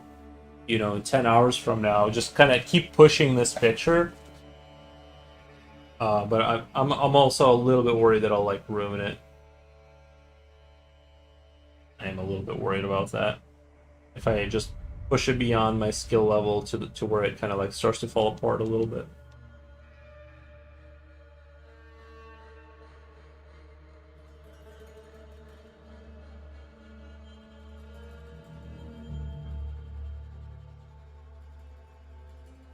I imagine these things are huge. Yeah, they're like the size of a capital ship or something. They're not planet size because they're clearly like in the atmosphere of some planet, so they're not a planet. They're just, I guess there's like small and big planets too, but these are like orbital stations. They're like projects that have been abandoned, that kind of thing. That's kind of what I imagine, or they're in the process of being constructed or something. Huge monolithic, depressing.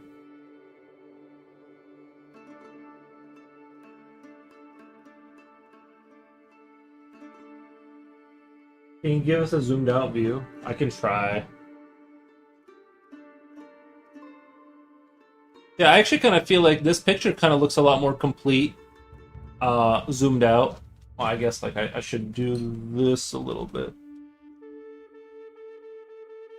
Right. Like before, you like just the corner looked good, and now it's like I feel like the whole thing is kind of coming together a little bit more.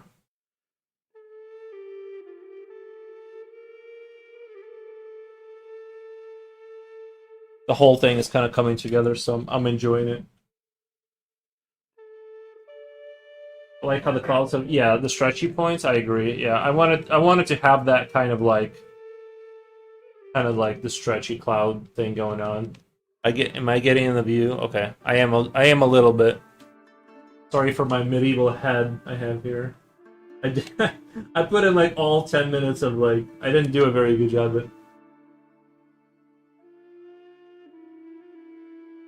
there's a very good episode.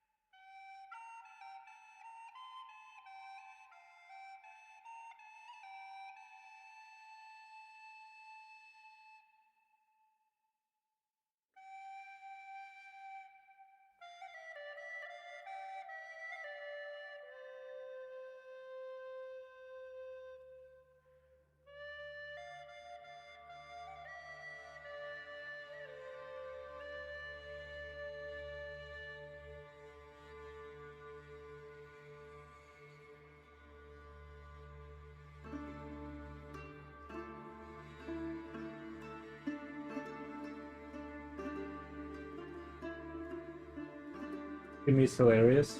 Zeshin, can't remember it. I've seen that one. I found my favorite episode when they're Zeshin. The cat urine episode.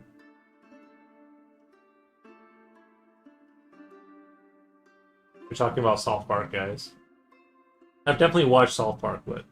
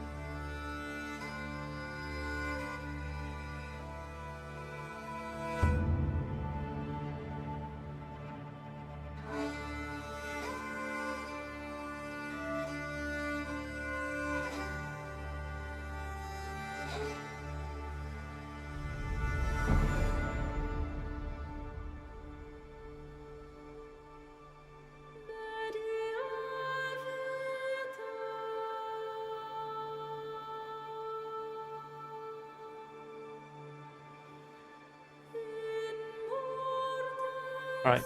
Almost 2 hours, guys. Let me take a quick little aspects. Welcome, hi all, how's it going? You changed your little symbol. You changed your little symbol, nice. They found out they can trip out on it. I think I've only seen a clip where Kenny starts tripping like he's in a heavy metal animated movie. Alright guys, let me take a quick little break for like 2 minutes and I'll be right back. It'll be like intermission. Be right back.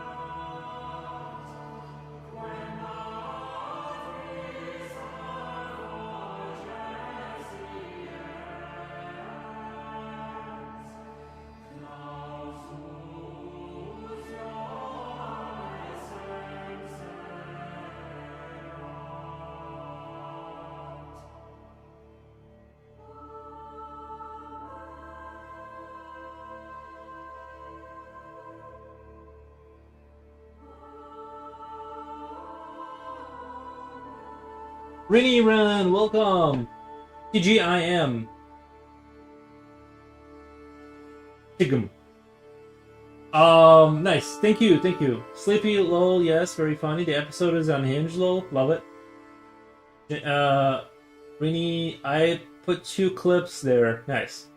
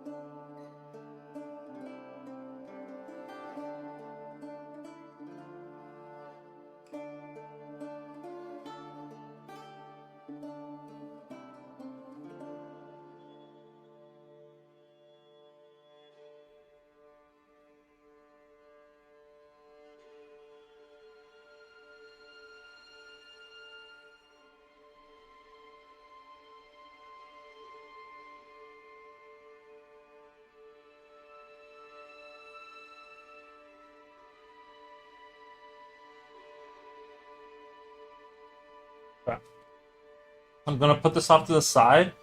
I still kind of want to come back to it and give it one more pass tomorrow and see kind of where we end up. I feel like this side could use a little bit more work up there. I feel like I could use a little bit more work. But I think it's starting to look pretty good. when I look at him, I'm starting to get to that happy place.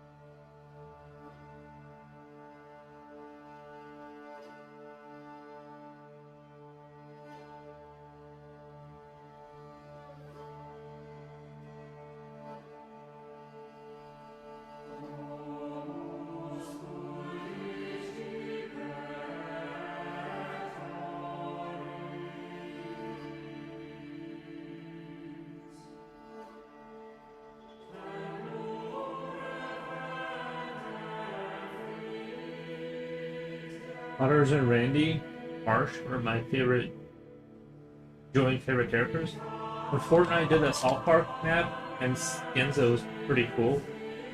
They even added the urine pool water into the lazy river at Cartman Land. Do you remember the episode when Cartman imagines himself as Johnny Storm?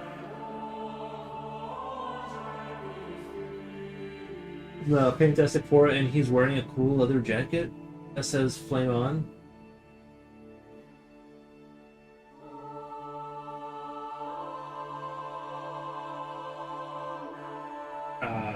Julio says, "Is she Renee?" Sorry, I didn't see the username in red.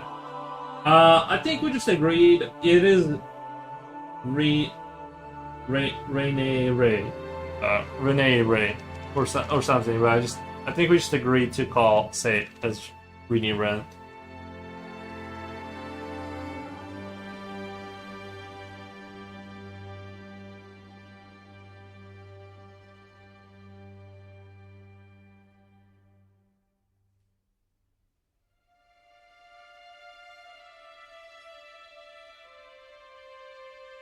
Rodrigo says hi there. A winner is you. A winner is me. Thank you. Thank you. Thank you.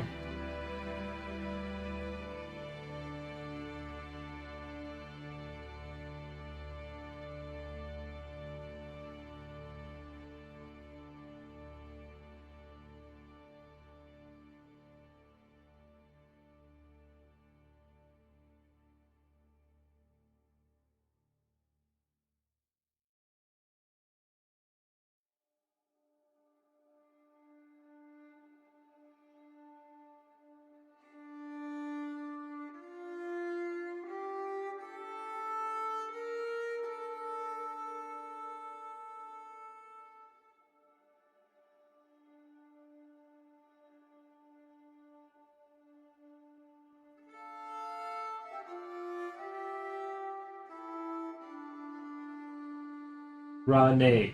Yeah, Renee Ray. Renee Ren. Renee Ren. It's really hard to say. You try saying it. Renee Rain.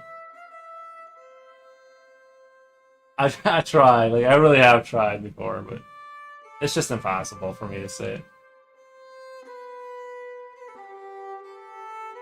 So if you were in the same wavelength, my antenna says so. You're a genius.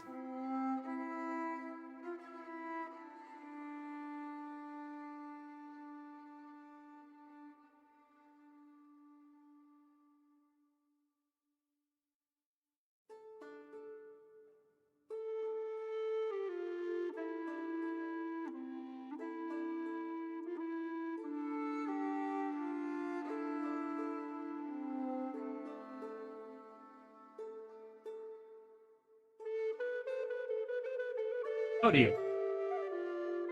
That last attempt sounds great. As always, I beg of you to stop saying my name awkwardly over and over, lol. I'm used to it the way you say it. See? Future Oil says, yo, what's up?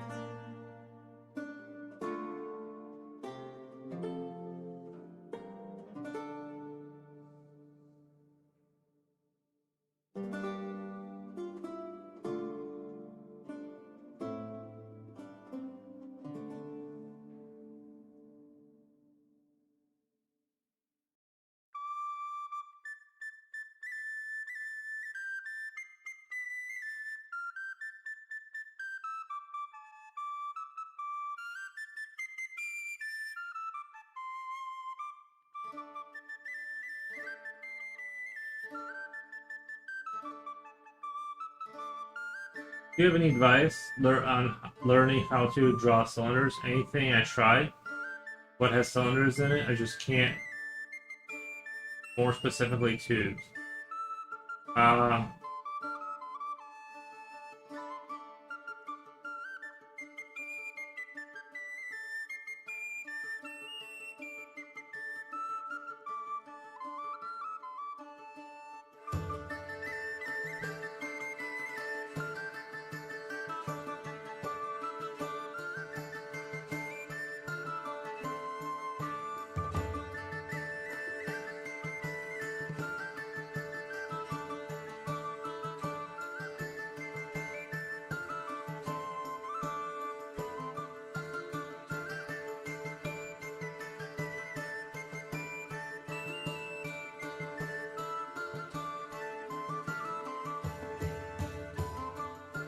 Alright, so, cylinders. You go. I kind of think of the way I like to angle them as like. So, let's say. Like, I just kind of move the circle around based on which way I want the cylinder to face. Let's say I kind of want it to go this way. I just kind of draw the circle. However you would say it, you know, towards us. But if I want to move it this way, I kind of draw the circle this way. Now it's like sideways to us.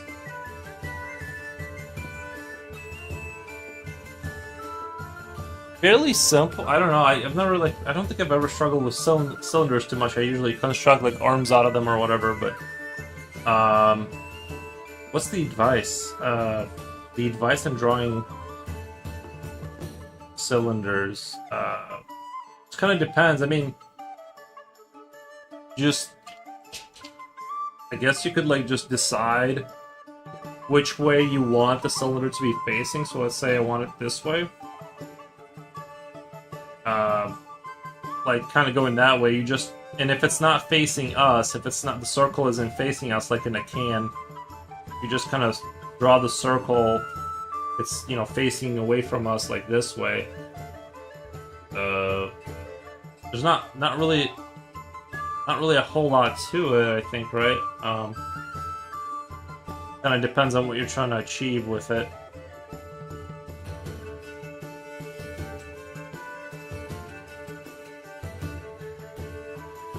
I'm holding it in my hand, so it's a little bit awkward to draw like this, but yeah, I don't know. It's cylinders in perspective, more importantly. So many difficult concepts with them. Proportions, minor, axis degree, and perspective. Okay, so cylinder and perspective. I mean, if we have a more extreme perspective.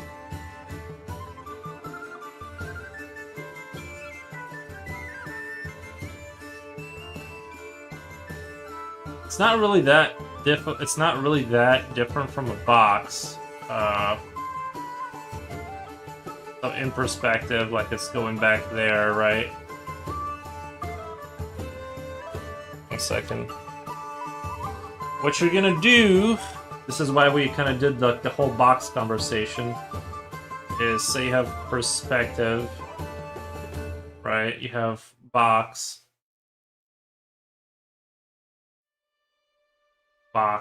roughly speaking. We're gonna turn it into something like a cylinder, right? So you know how to draw. I'm assuming you know how to draw boxes in perspective, kind of thing like bricks, right? Suspended in perspective, and then you just go. This is gonna be like you're gonna get the point, but it's not gonna be an exact circle, right? The plane here. You just draw a circle in it. Connect. Now it's the cylinder inside the box. The box is there to guide you. Right, the box is there to guide you, essentially. Like, that's the simple way to break it down, like but eventually you should be able to just draw cylinders without the box, but I'm just saying that's how you would do that.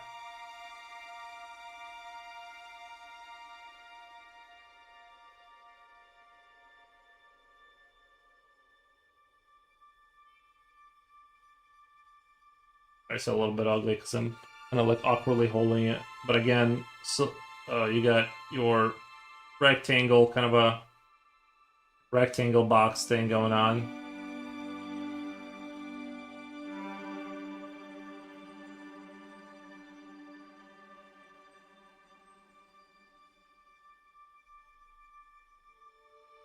Use the planes of the rectangle to know which angle you're gonna be at. The planes of the rectangle is going to tell you where the circles are going to be, or like what their angle relative to you is going to be, and just use that to guide your rest of it. I mean, you can do it this way if you need to like break it down. If you need to break it down, okay.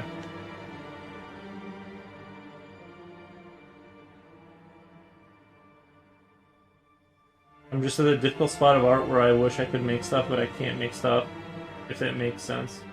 Right, well, like I said, you can build anything out of boxes, like box in perspective, right? It's like, it has a point that it's going to.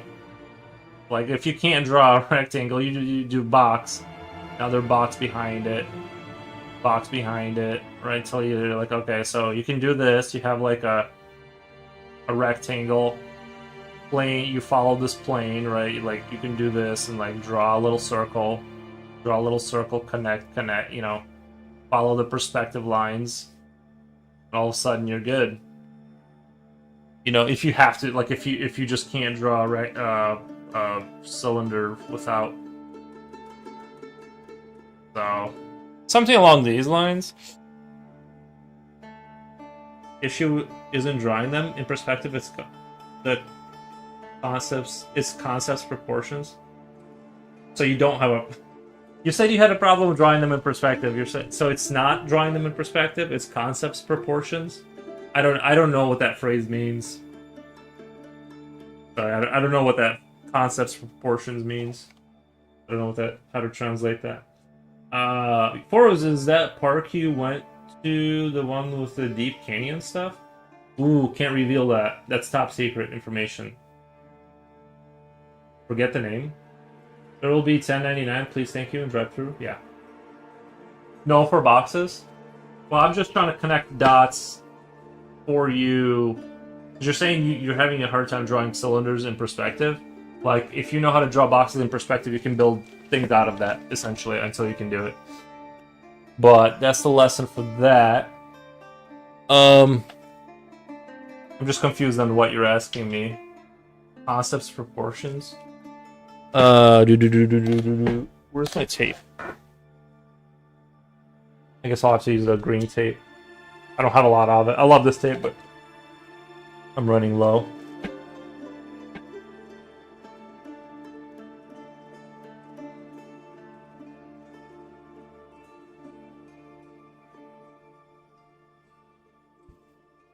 We'll get back to that one. Maybe tomorrow I'll give it another pass. I have a poor understanding of proportions.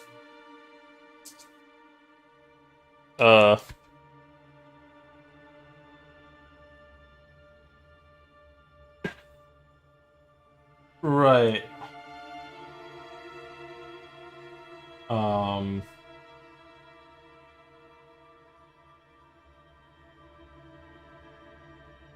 I'd have to.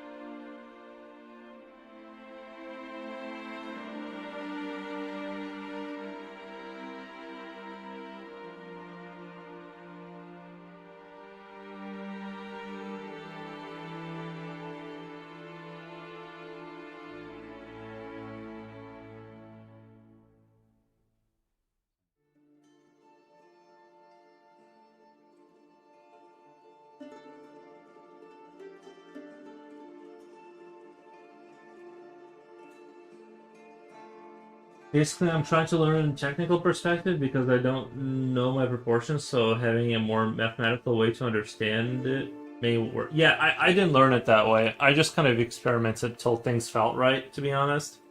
So I didn't even like the way I drew for you just now is not like the way I even think of it. Like, because I just do it, and then like eventually I just like learned how to feel for it. But I just constructed it in the I just constructed it in the way that you can go from A to B to C if you can't. But I.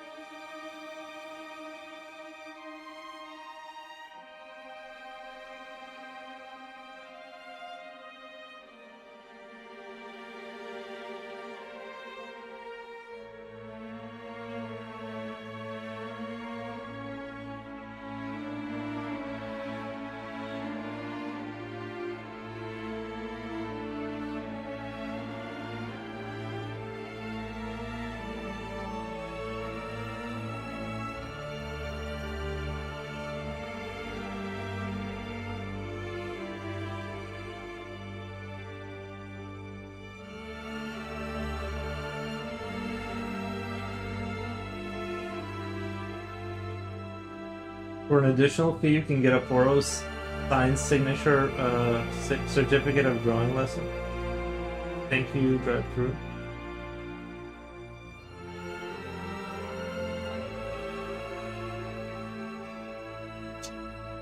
Maybe this demon thing I'm drawing will also be awesome, because like the other picture started turning out pretty good once we got into it.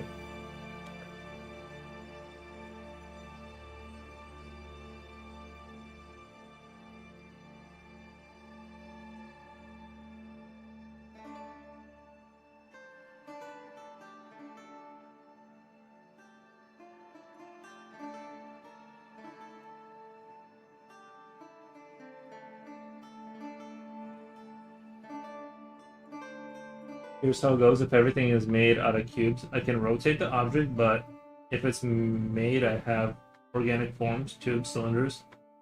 My rotation struggles. Right. Yeah, but that's the thing is, I think you just gotta power through. Like you need to draw. Like I said, you need to draw things. I know you practice and stuff, but like that took me a while to like. There's still some things I have a hard time with, like rotating and stuff. Like you have to just like go off of what you know and add things that are kind of difficult and try it every time, iterate on it, and then like move forward from there. Like you're gonna have to like just kind of push through until you like develop more abilities. Like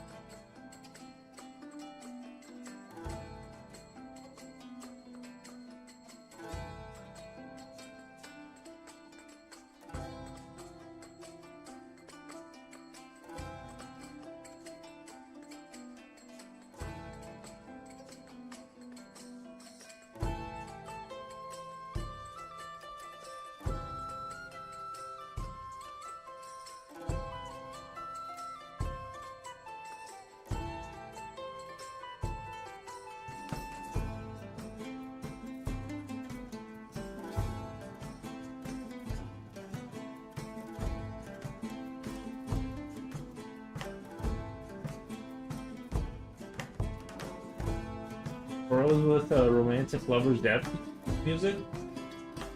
This music? I don't think this is like super romantic, is it?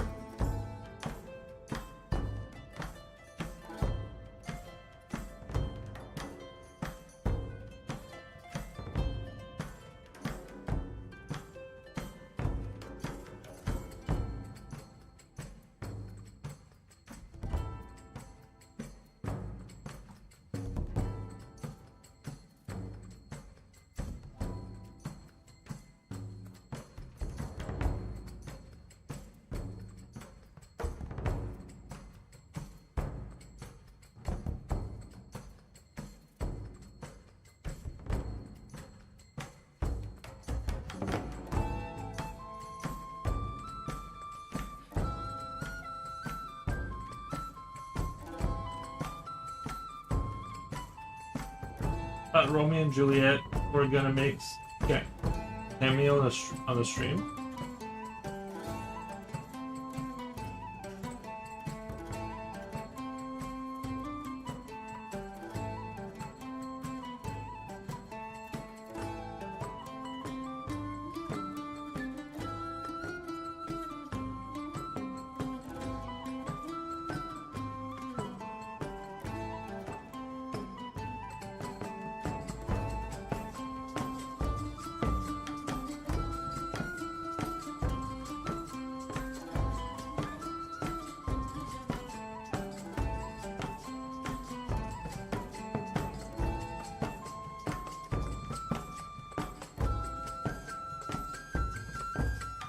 Guess I'm a bit immensely jealous of there's a lot of people who can create well. I can't create. Yeah, I think you'll get there.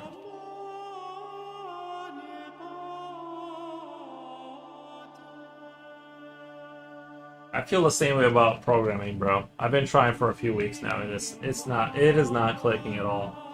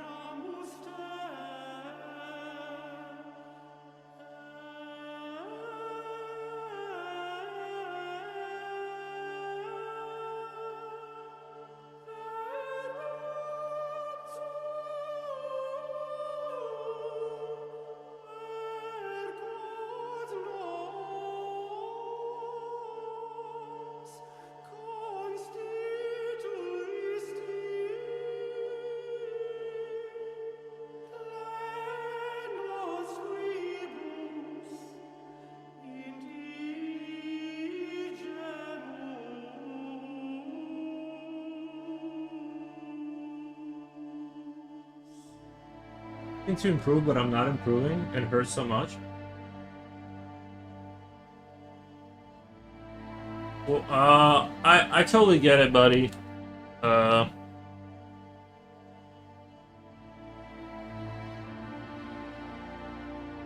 sucks.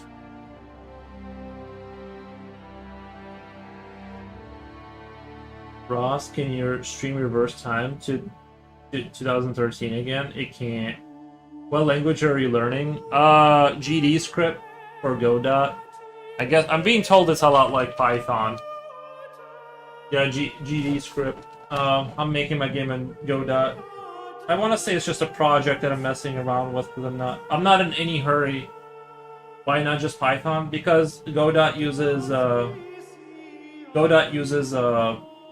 GD script, and that's the engine I'm going with. So I don't know what I'm not sure. I don't know anything about anything when it comes to programming.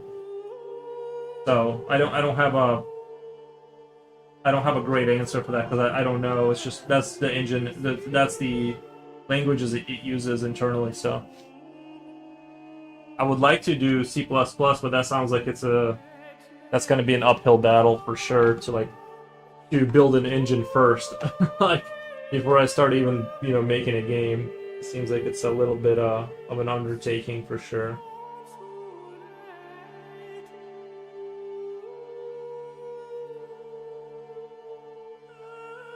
All this nerd talk makes Hulk's head hurt. Yeah, no, I get it. It's trust me, it's very hard for me to even when I sit down in front of my computer and I start to read that stuff and I try to figure it out. It's very headache, and yeah, it's not a super fun thing for me. I'm sure some people are naturally drawn towards that and they just love it, but oh my god. Like, how is it so hard just to do something as simple as a nice shape? How hard is it to do something as simple as nice shape? I mean, you can draw nice shapes, right? Like ovals, circles, and squares. Like, you can do that, right? Like, I've seen you do it.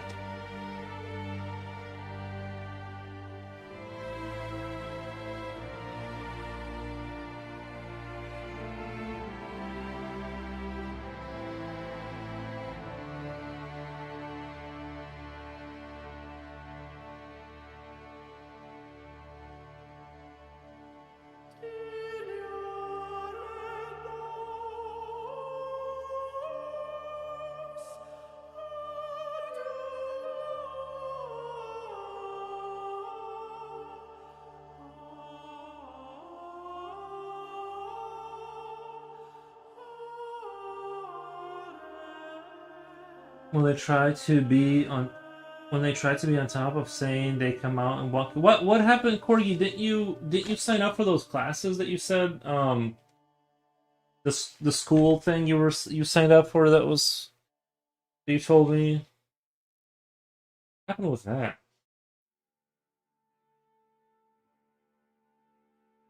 Uh Foxman1 says, did you immediately start to learn the game engine? Um I started to learn Godot, yes. Like, I've messed around with it before a little bit, like tinkered with it, but now I kind of get the scene trees. I understand the scene tree stuff, and that everything's a node, and that it's a node-based programming language. Like, I understand the basics of stuff, and I've animated stuff in Godot, so I kind of have like this loose grasp on it. I know how to put in assets and stuff and all that good stuff. Allegedly, the ultimate birth protection is to learn C++ language. Nice.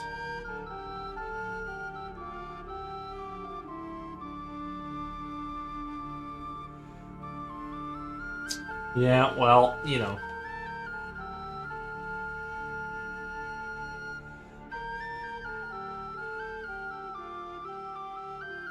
I still enjoy the things I enjoy, so I'm gonna do it regardless of how much it protects me from.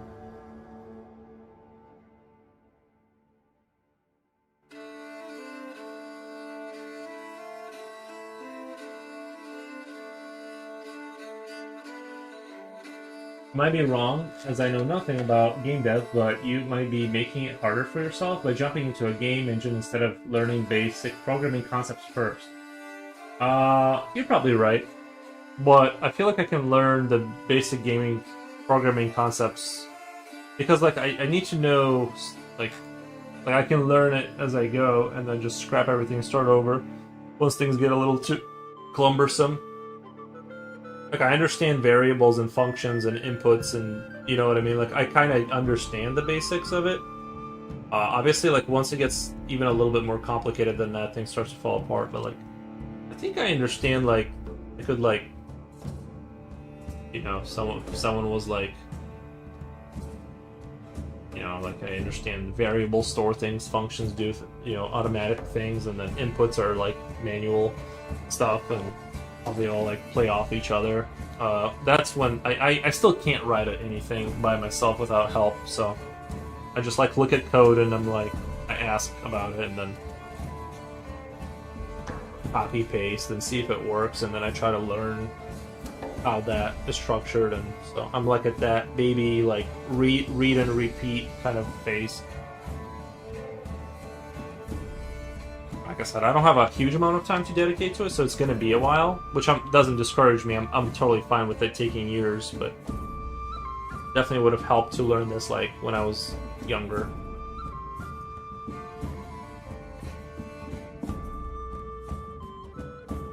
But you're probably right. If I knew a little bit more than I know now, that would help a lot. They say, like, once you know one language, like, everything else becomes exponentially easier, so.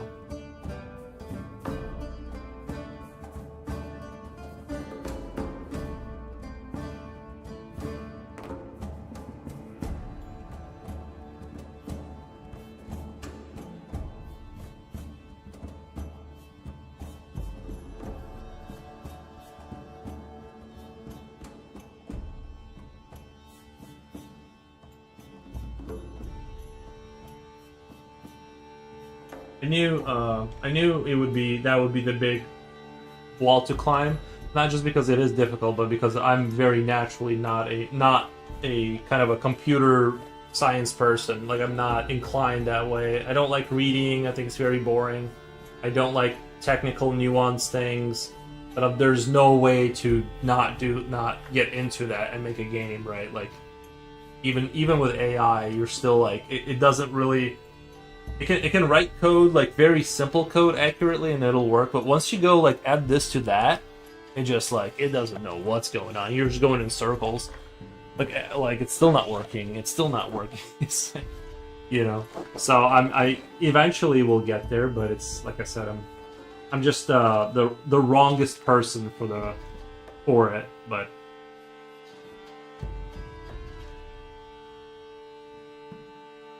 you know yourself best, but considering writing some simple command line programs without using complex tools and libraries first.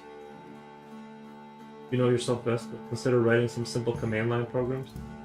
In what language? When you say consider writing some simple command line programs without using complex tools and libraries first. What does that? When you say that, like, what language should I do that in? I don't even know, like, when people say stuff like that. Like, I don't know how to translate that to action. You know what I mean? I don't know what that means in terms of, like, where do my hands have to be and, like, what language, and, like, you know what I mean? Like, I don't know how to, like, what that means in terms of, like.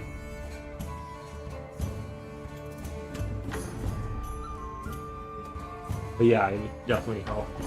I did do a long time ago. I downloaded an emulator for BASIC.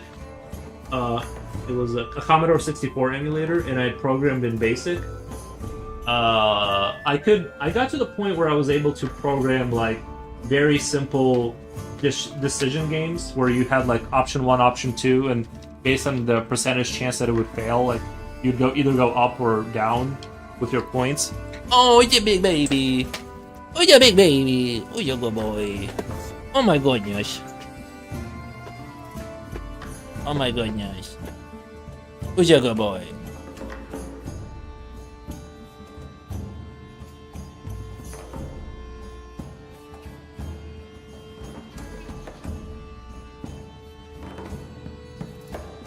His spot is behind the shoulder blades, by the way.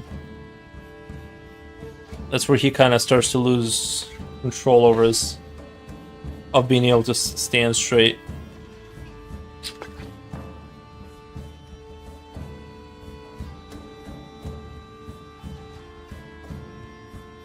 Dog, yeah. I don't want to mislead you as I don't know Godot, but to learn basic programming, Python has the easiest learning curve. Well, that's even worse. That's not good news. I'm doing really bad at it. If that's the easiest one, because GD script is apparently supposed to be just like Python.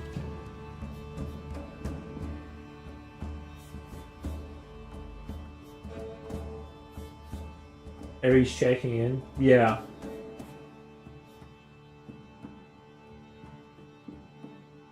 Lexus the Corgi says, I see people do really good ovals without understanding technical perspective.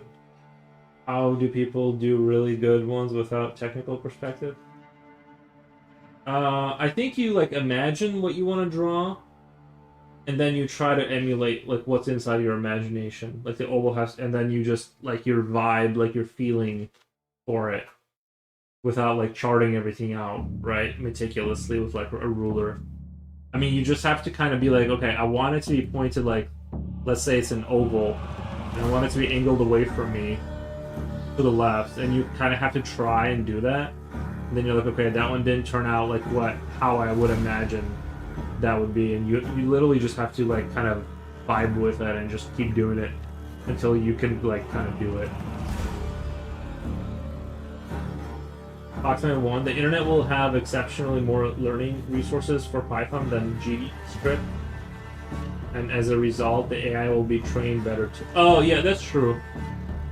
That's true. But if I learn Python, I feel like if I learn Python, then I won't be like the thing that motivates me of working on this is the fact that I'm working on the game.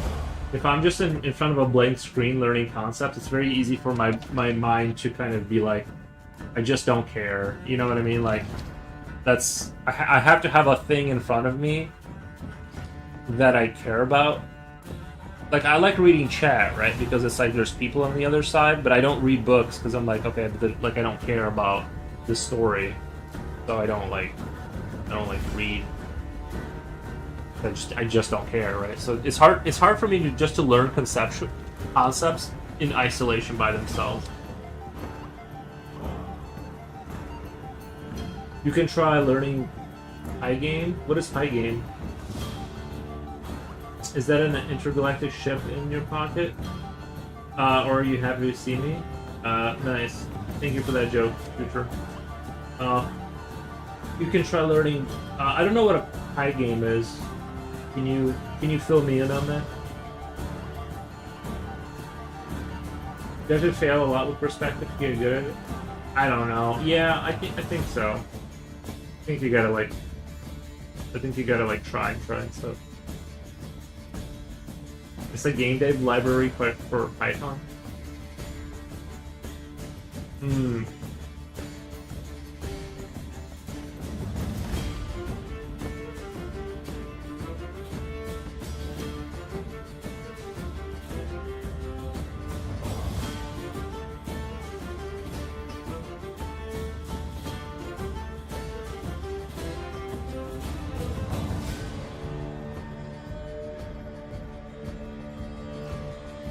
I just feel like there's so much to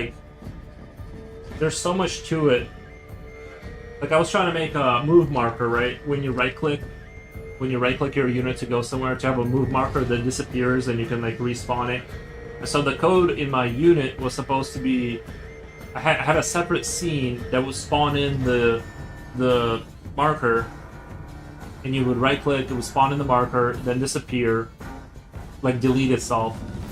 And I just couldn't figure it out. It's like the concepts even like on that level are like kind of complicated. Of where it's like you gotta like spawn in a thing, but the code can't be in the unit that spawns. It has to be in your player unit, because obviously if you're spawning something in, it doesn't exist, so you can't call a thing that doesn't exist. And I'm just like, bro, this is so, like, I'm like, my brain hurts so much. It, you know.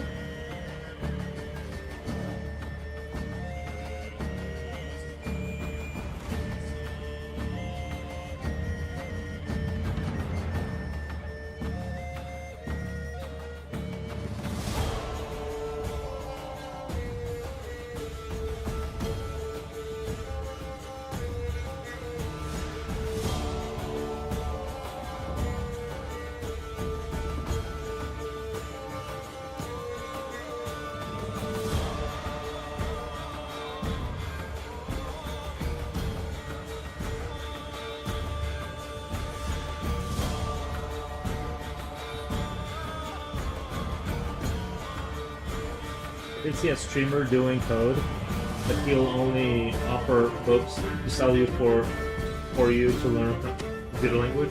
I don't blame him. I don't blame him. They're like $30. I'm sure. Yeah, I'm sure the good books are expensive and stuff. I don't blame, like, because you can't like really sit on stream and like teach people. You know what I mean? You're ultimately going to have to sit down and you're going to have to, like, with coding, I mean, you're going to have to sit down and spend time thinking about it. That's just what it is.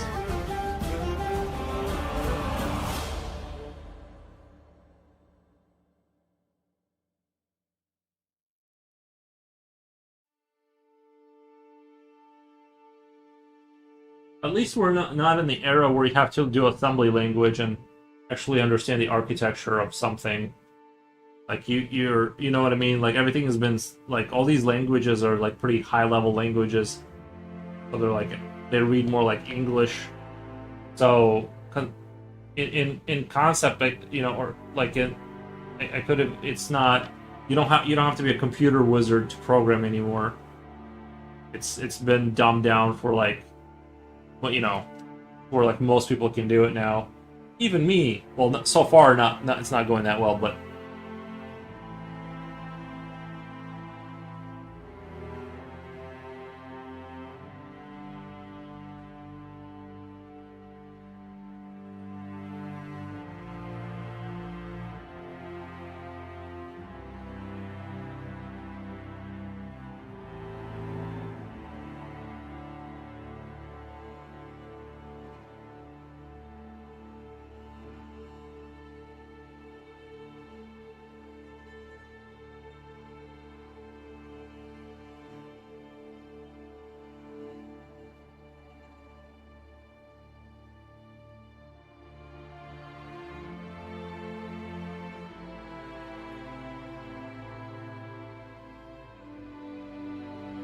The best way to learn coding is to F around with it. No, you're right. You're not wrong. You're right.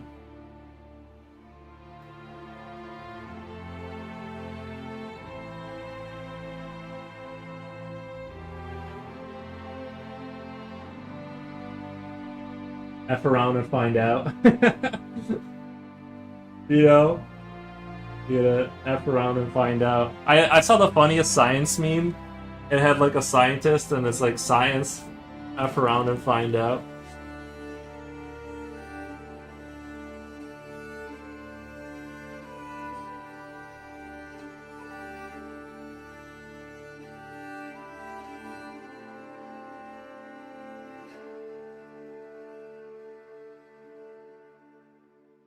Jen Jen says bye, guys. All right, Jen Jen, have a good day. Hopefully, we'll see you back. No pressure, though. No pressure. We'll just be really sad if you don't come back.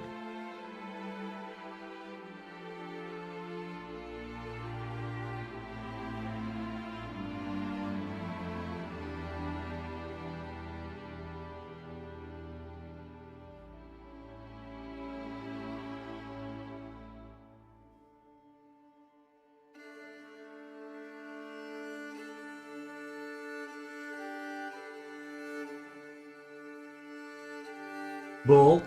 Nuh-uh. Not bull. Jen Jen is gonna do some Starbucks yoga. True, true. Probably is.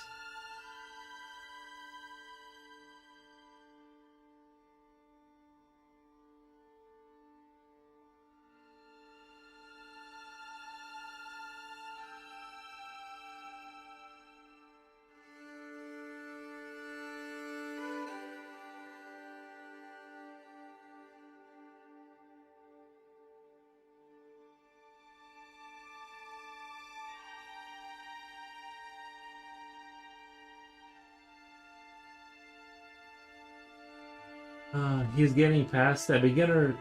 He's getting past that beginner stage. The hardest thing as being an wait.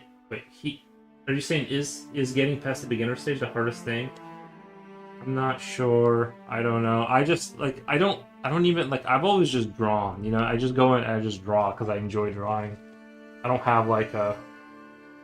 I never like paid attention to any of the like this stage or that stage. I'm like I like things with teeth.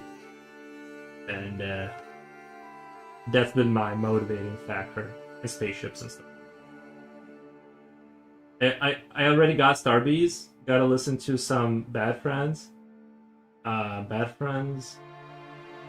Oh, I think I know that show. I think I know that.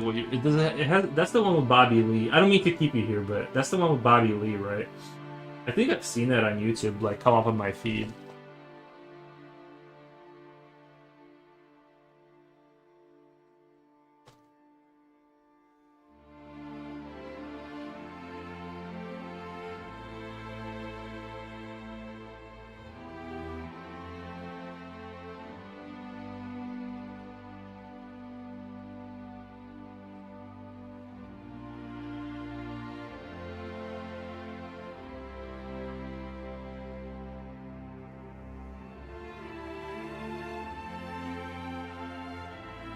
Bobby, yeah.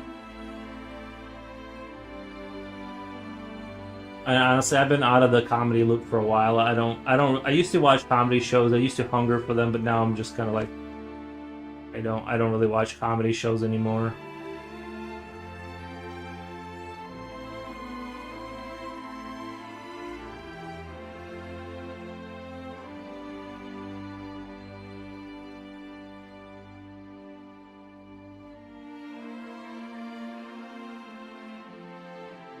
And Andrew, yeah.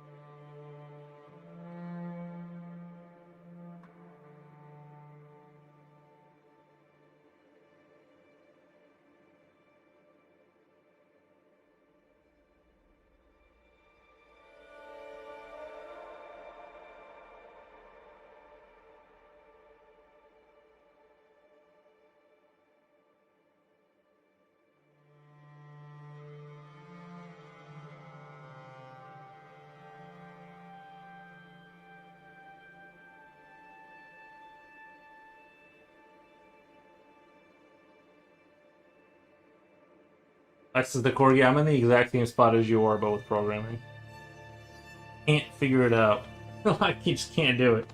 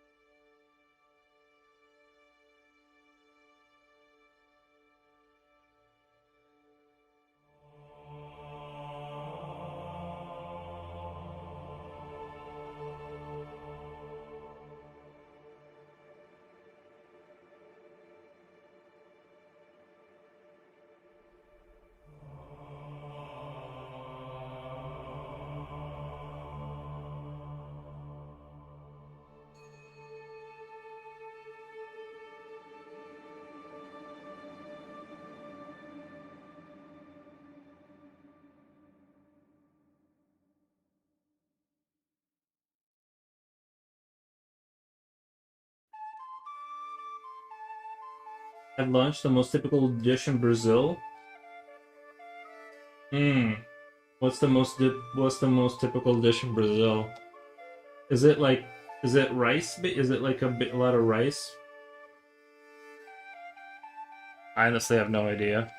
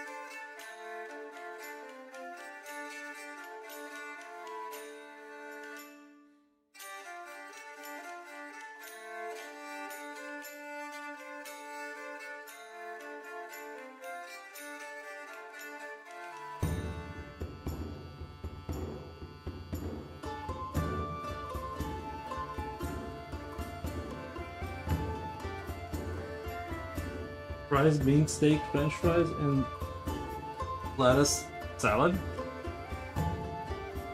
Mmm. Nice.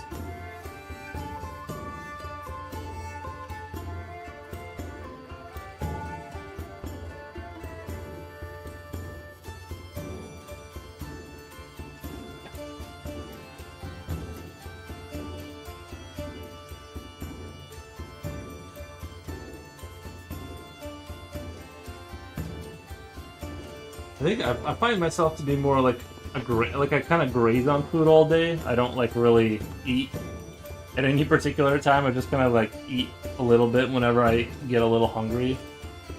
That's kind of how I do try to eat a big meal in the morning, though.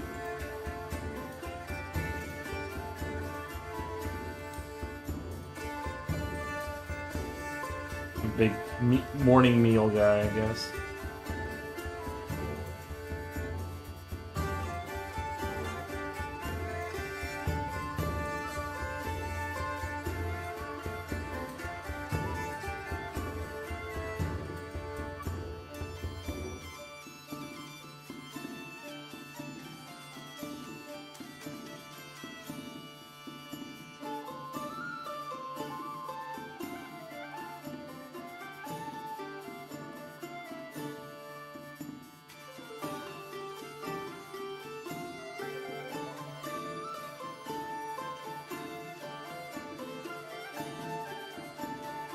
What's the most common dish in Belarus? Oh god. I don't know. I like pельмени a lot. It's like this, you have dough, and then you have meat inside of dough, and then you boil it, or whatever, and then you have like these like, it's like, they're like pot stickers, but like, different. It's just meat. There's not like vegetables in there. That's pretty common. Potatoes for every meal. You know, some incorporation of potatoes.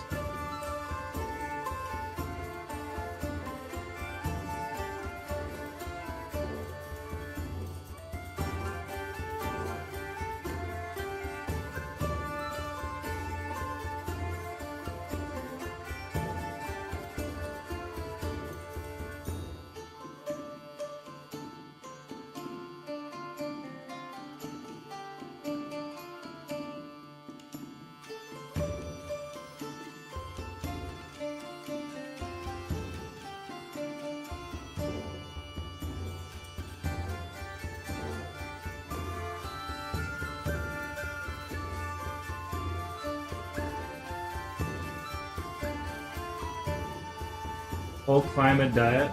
Yeah. Potatoes.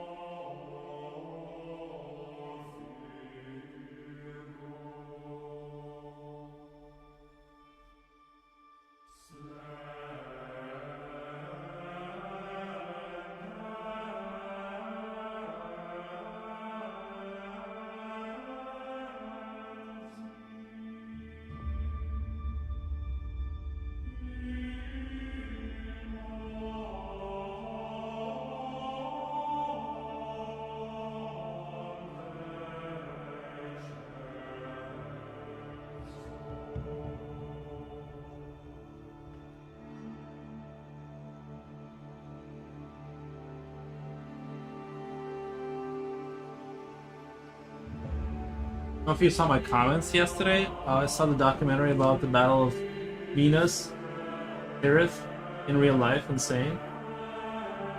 I saw a documentary about the Battle of Minas Tirith. I don't think I saw that.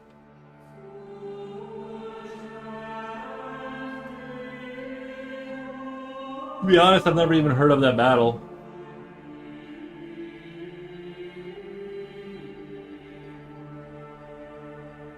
Sounds like it's from a fantasy world. Minas Tirith. The desperate stand that saved Europe. Siege of Vienna, 1683. Oh, wow.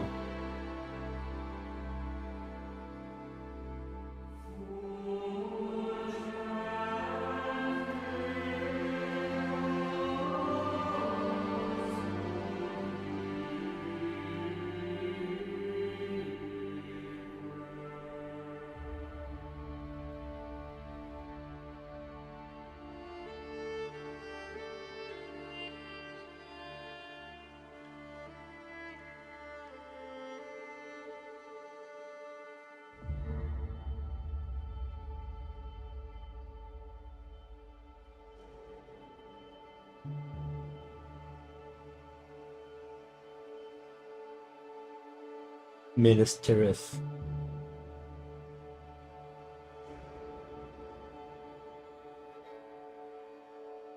You got any images for that lunch? Slipknot. You need to start doing food vlogging. Minas Tirith is that white city of men. When they are attacked by Sauron's army, Lord of the Rings. Oh, is it? Okay. I don't get it. Because you said the desperate stand that saved Europe, Siege of Vienna, 1683. Unless that was a joke, I have no idea. Yeah, I don't remember like, you know, city states and names of like Lord of the Rings stuff, but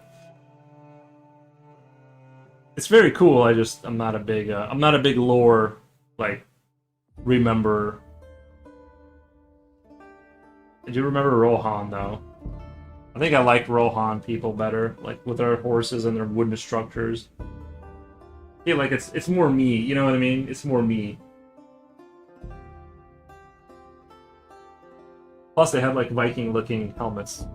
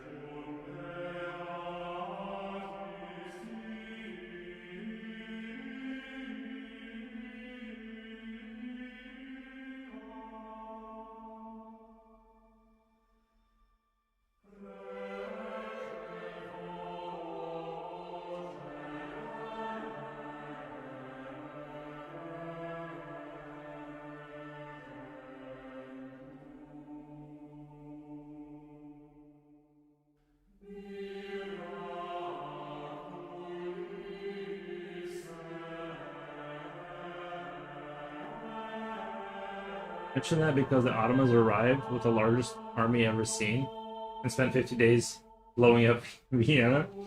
No. Well, I'm glad they saved it.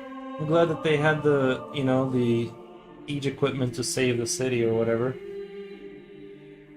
That was very nice of them.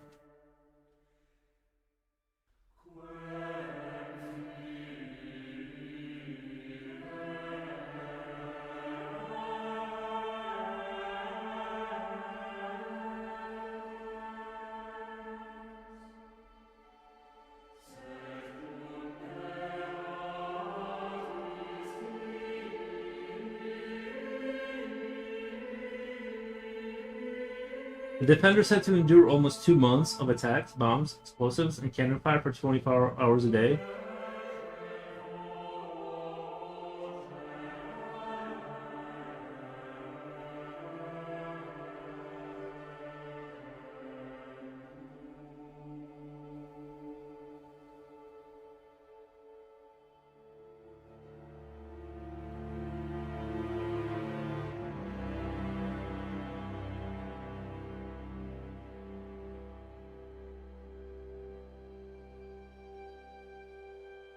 appreciate the sacrifice they made, you know? And in the end, miraculously, Europe went on a crusade to save the city.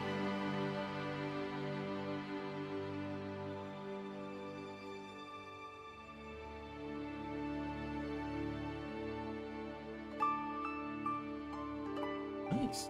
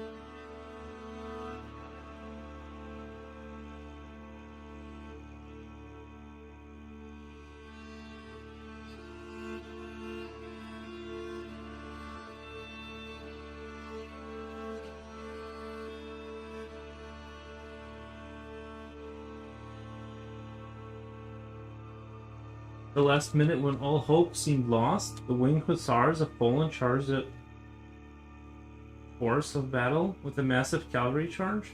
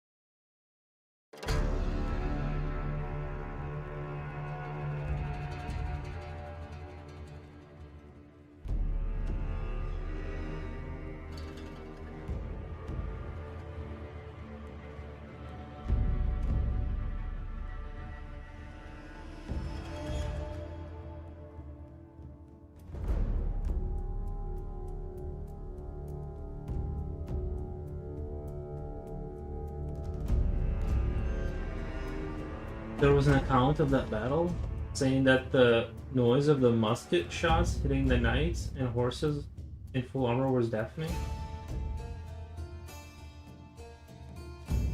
Yeah, that was a good era. Like that era of like having steel and gunpowder kind of mixed in. It made for a good, like, you know what I mean? You had like all kinds of weapons on the battlefield. Now we don't have armor that can like really, you know.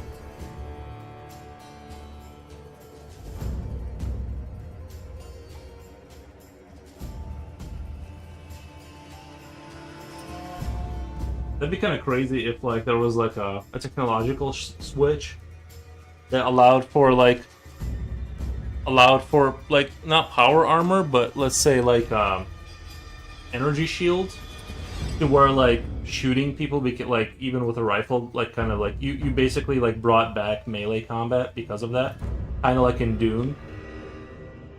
Like if warfare went back to being hand-to-hand combat because like the shields became so strong. Like right now the technology for rifles is like it's so so much further advanced than like what we can do with armor, you know, without putting like 400 pounds on someone.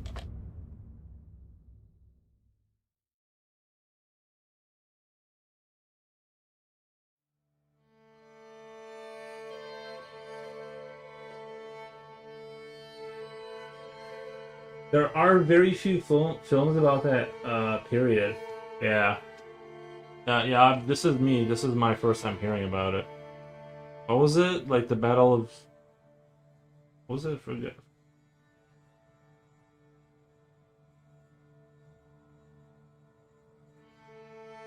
I always think about that. I would. You really think about that? It would be interesting to see Return of Armor. Oh, okay. Armor or shield? Yeah, like if you had some sort of a technological kind of a flipperoo, where shields suddenly became so powerful that like melee combat came back as like a way of warfare.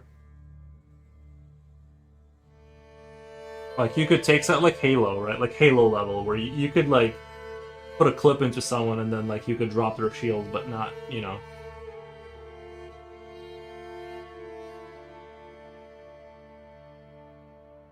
Siege of Vienna, yeah. Crazy how much I don't know.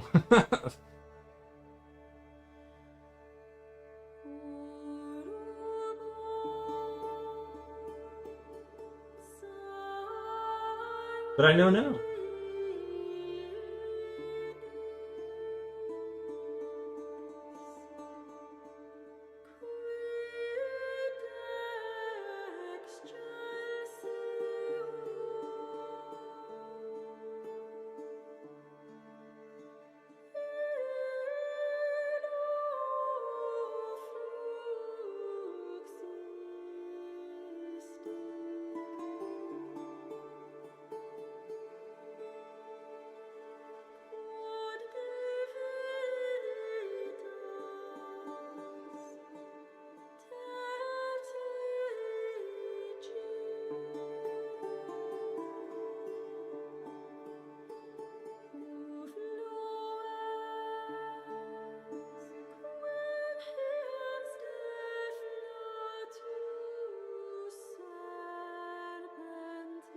Unfortunately, weapons technology and especially the evolution of ammunition has eliminated attempts to fortify people in buildings. I mean, they still do trenches, right? Like trenches are still like, I mean, it's a thing. Not what it was, but definitely a thing.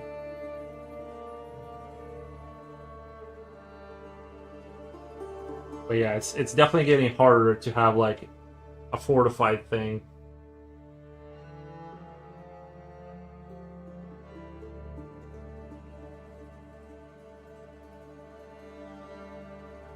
They haven't announced it yet, but it's the end of a tank era. I think so. It looks like tanks are just targets at this point. I mean, you know what I mean? Like for, not that they are, wouldn't say like useless, but they obviously do work. But it does seem like they kind of get out there and they just get like insta sniped with a drone or 2 drones or 3 drones until they're immobile and then. Who knew infantry would make such a comeback? You know what I mean? Like.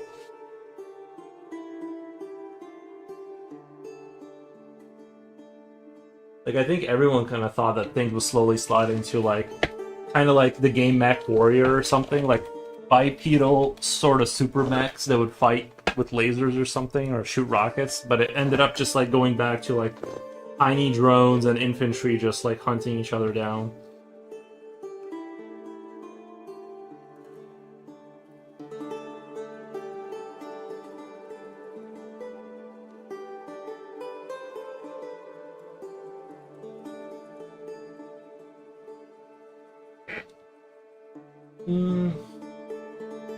Or a simple javelin missile launcher.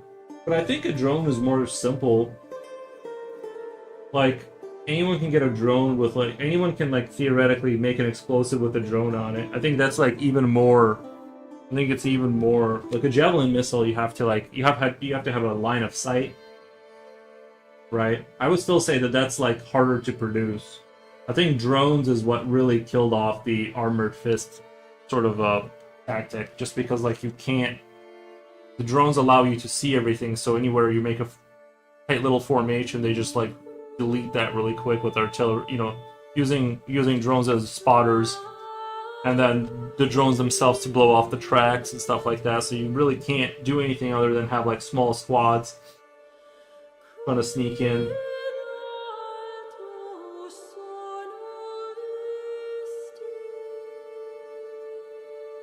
I always say this, in the end, we always come back to good old trench warfare infantry. It looks like that. It looks like that. But I think yeah, we'll you know, if they're kind of like near each other's capabilities, it does seem like it. Unless you take over all the airspace and you like completely dominate it, then it becomes a huge, like, you know, if you're slugging it out, then yeah, it's going to turn into that. But if you can take out all their air defensive stuff and you have free range, then the drone thing isn't going to be as much of a factor, I think. But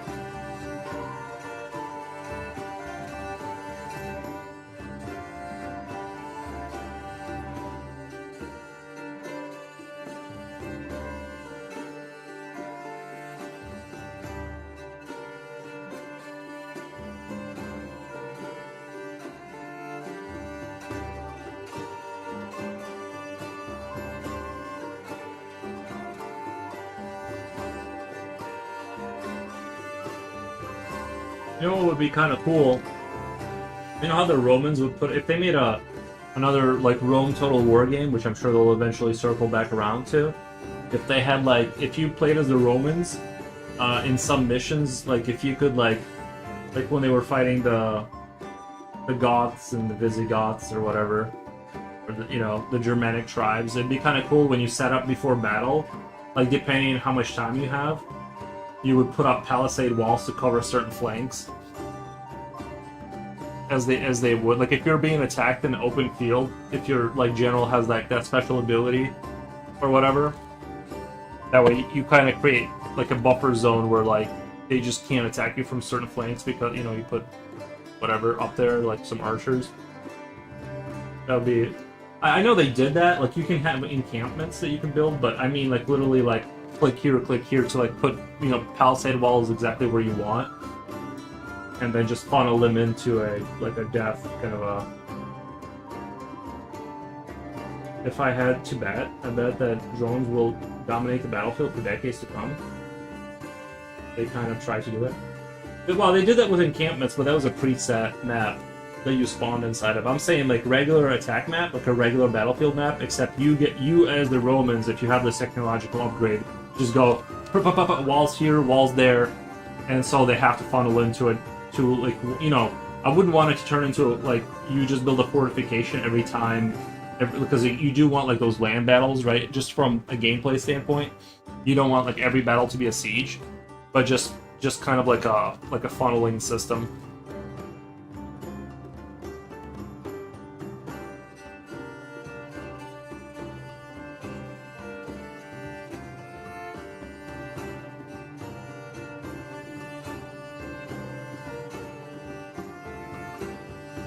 Yeah, I think drones are. I think you're right in the sense that if you think of like a squads, if you take like a squad, right, of infantry, like the amount of more capability that every individual squad has because of drones, because they have bird's eye view and everything, is so much more than what it was.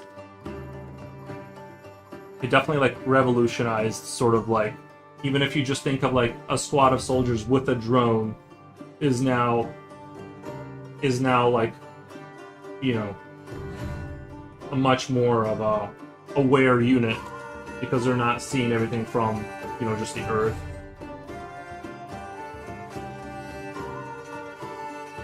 That was the basic principle of ancient warfare, creating very well planned kill zones. Nice.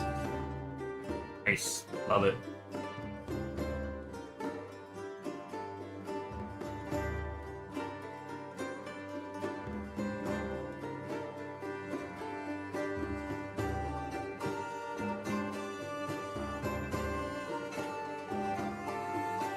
Who would win, a rhino versus polar bear? I don't think a polar bear could. Are they fighting in the polar? Are they? Is the rhino in the polar bear's home, or is the polar bear in the rhino's home? Polar bears can swim, right? I don't see. I think if the rhino was in the polar world, it would just freeze, and then the polar bear would eat it. But if the polar bear was in the rhino's yeah, sorry. The polar bear would win in his home turf, but the polar bear would lose any home. No, it does matter because the rhino, I don't. Aren't they like reptiles? They can't produce heat. Like it would die in the snow, right? Or like anywhere where it's cold, the rhino would die. You could theorize both situations. Yeah. So what I'm saying is that a polar bear is going to lose in the rhino's home turf because it's hot. It's not used to it. And it really can't hurt the rhino, really, right? Like, the rhinos, I think they're much, much bigger. And they have, like, tank armor. Like, essentially, the rhino will win eventually on its home turf, and the rhino will lose eventually on the polar bear's turf, because it'll just freeze to death. The bear just has to buy time and wait for that thing to kind of freeze up, and then it can just kind of chew away at the soft spots and, you know.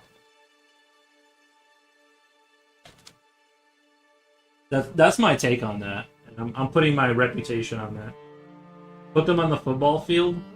Again, rhino would win. Because there's not... I don't see the polar bear doing a whole lot to it.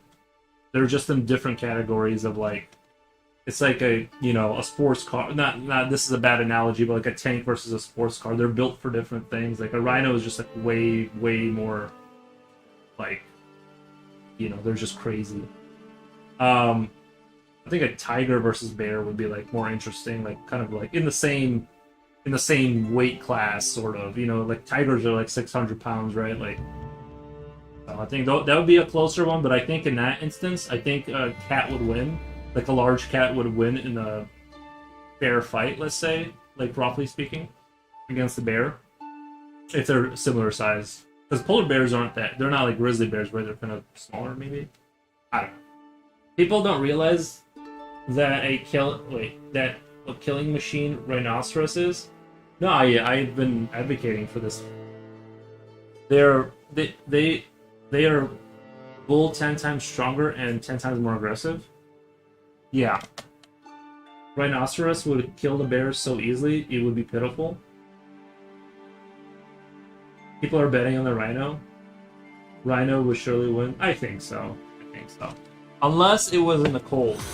Unless it was in the cold, and then they would lose by default, because if there's not a timer, like if there's not a timer and the bear has all day, the bear just has to play the long game. He's got the advantage of a huge spear for a nose. That's the thing. That's a thing. But also, its whole body's aren't like, it has plates of armor on it, doesn't it? Like, it doesn't, like, you can't really. Or am I thinking of like the thing that eats ants? Isn't its skin kind of like you can't really punch through it with like a bear claw, right? Like it's. I'm assuming its body is designed to take rhinoceros hits from spears, from like nose spears, right? So a bear isn't really gonna do anything to it. And the weight class is so off that I think the rhinoceros will just ragdoll the bear, honestly.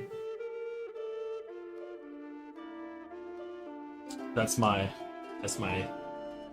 take on that.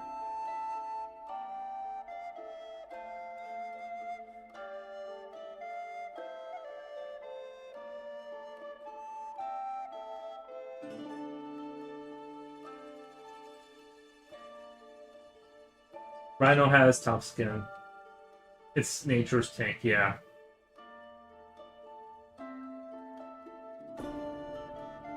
Those things are dinosaurs, basically, you know?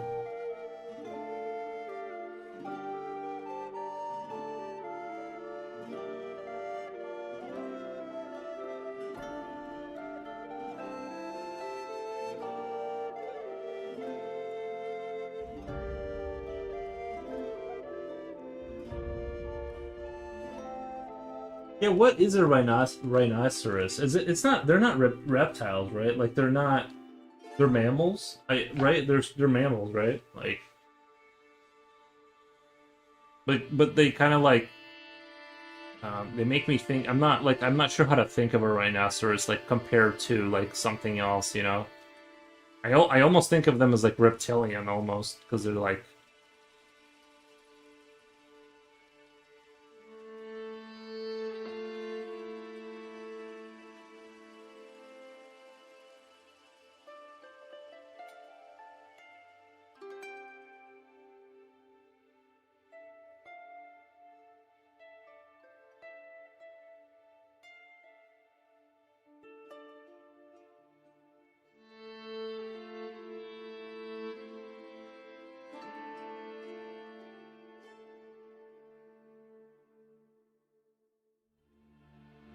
These are the important questions that we face on this game.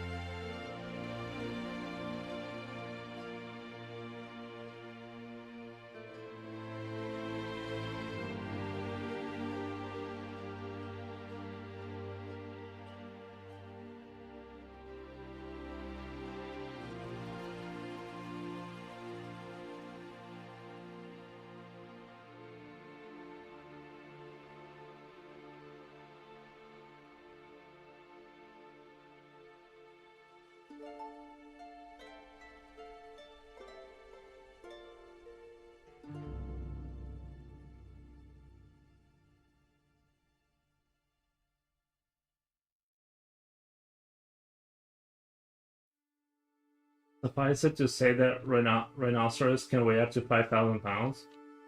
Yeah, that's pretty crazy.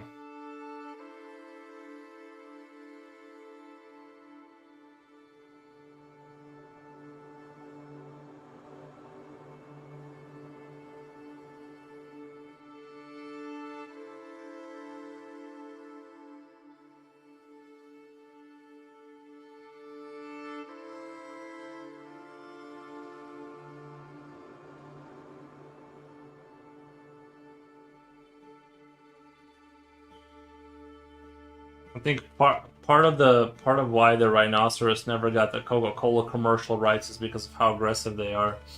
That's why the bear got the commercial rights to it.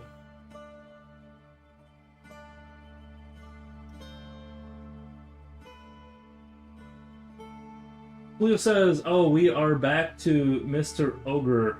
Yeah, yeah. Like I said, I think I'm gonna do another pass on that picture. Maybe not. I think it's done. But I'm thinking like maybe come back to it for like 2 more hours. I kind of do that final like layer on it.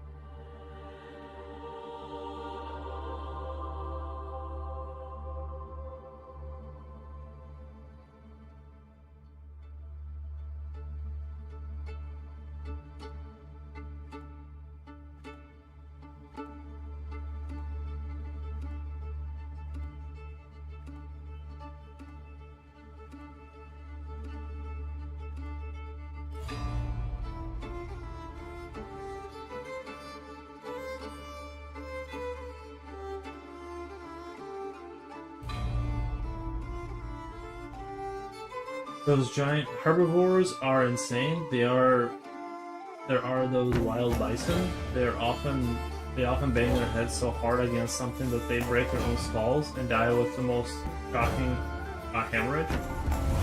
Yeah. Rhino is a pachyderm. Pachyderm like an elephant. Oh, interesting.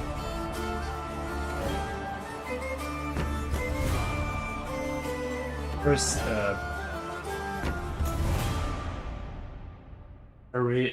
perisodactyl, odd-toned ungulate. Rhinos are closely related to horses and tapirs, sharing the characteristics of having odd number of toes, 3 on each foot.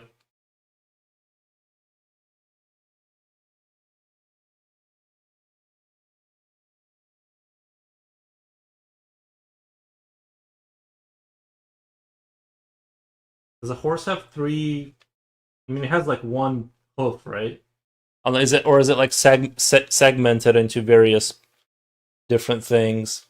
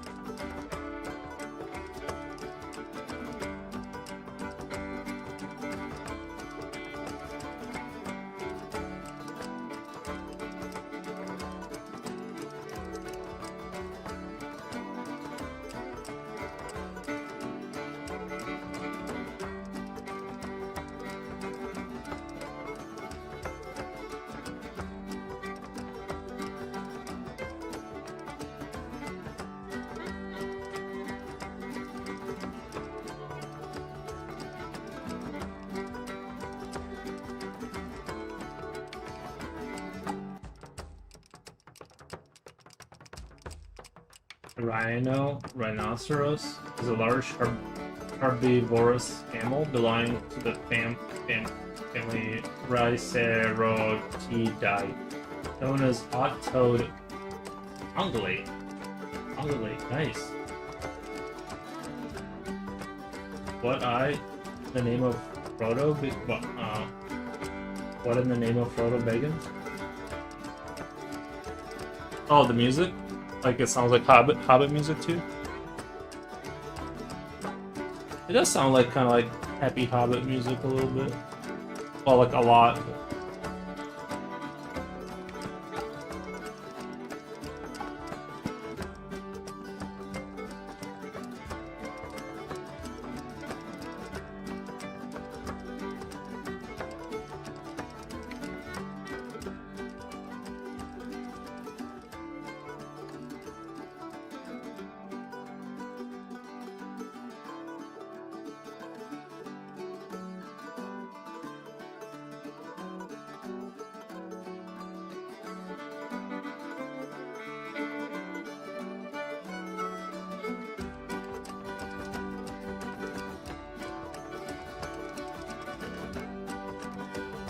Rhino has 3 toes. Their feet are pretty much pretty funny looking. Go tell that to a rhino, bro. Go say that nonsense to a rhino. See what they say. I don't think they would appreciate it. I think you're gonna have a problem on your hands.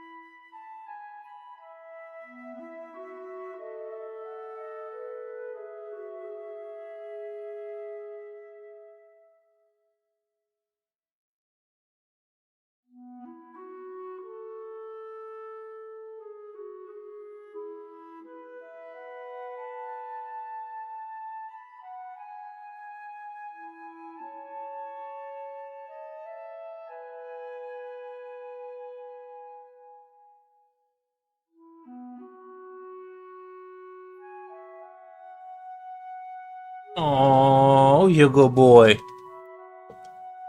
Who's your good boy?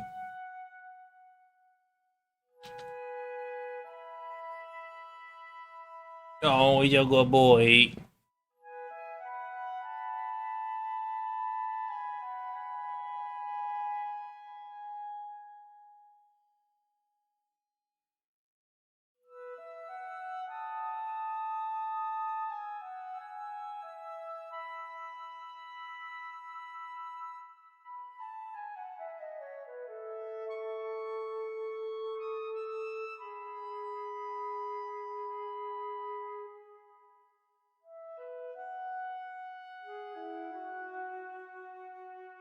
He has such a massive neck. It's crazy how much muscle there is here.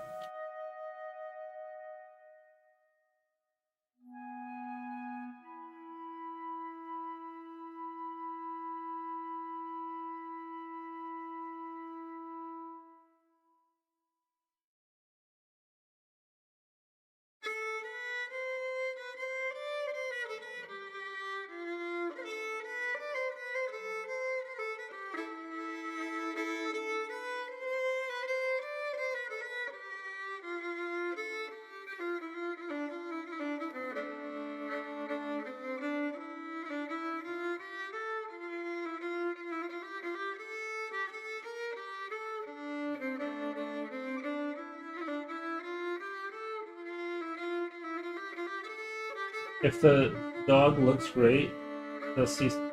If the dog looks great, does he still run? Are you ask? Or is that like a riddle, or are you? Is that like a folk riddle? If the dog looks great, does he still run? I'm gonna say yeah. Yeah. I think the dog still runs if he looks great.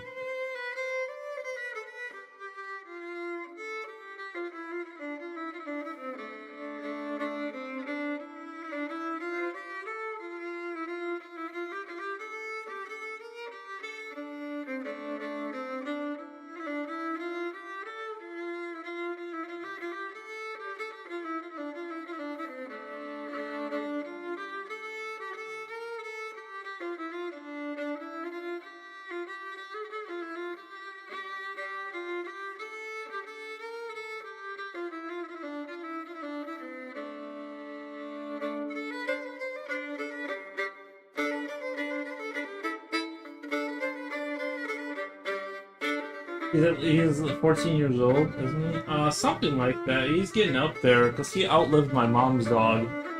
He like outlived two dogs. He's like a big dog. So yeah, he's old. Like he does run. I mean, he will run. Like if I walk him and I start running, he'll start running alongside me, but not quite as fast as he used to be. But he was never really fast for like running wise. But definitely like more strength than speed for sure with this dog.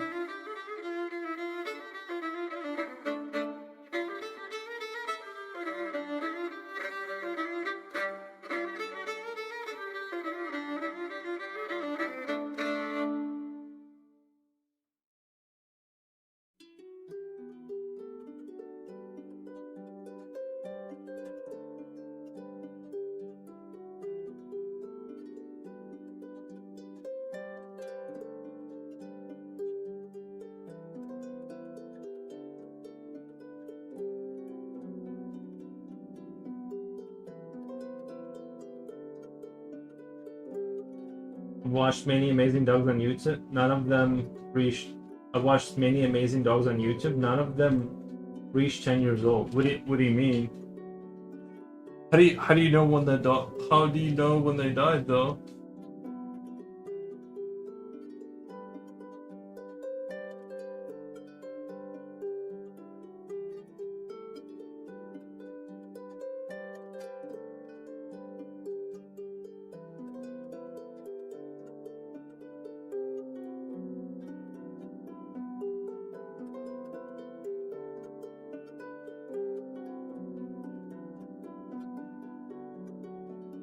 I did start giving him dairy too, kind of to fatten him up a little bit. 'Cause he's been looking a little bit like he's been looking a little skinny, probably because of the age too. But they were famous dogs. Oh, okay. But yeah, I've been feeding him. I've been giving him dairy because he's been like looking a little bit on the skinny side. So I've been giving him like that plain yogurt stuff and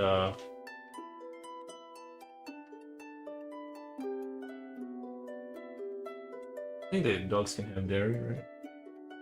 I mean, he loves it. Like he goes into it. He gets into it.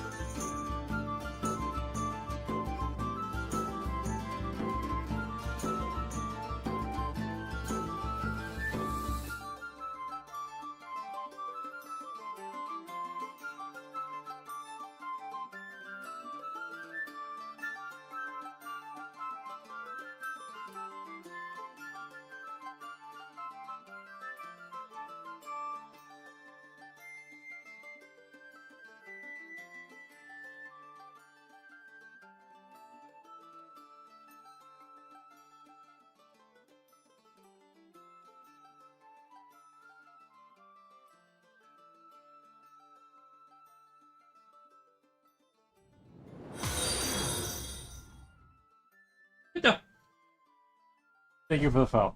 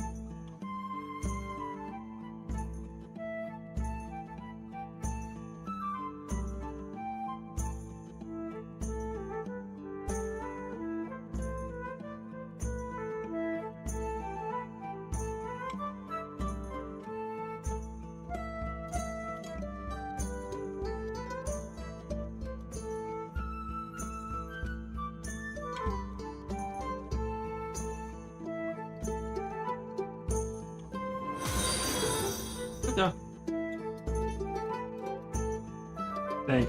Thanks for the follow.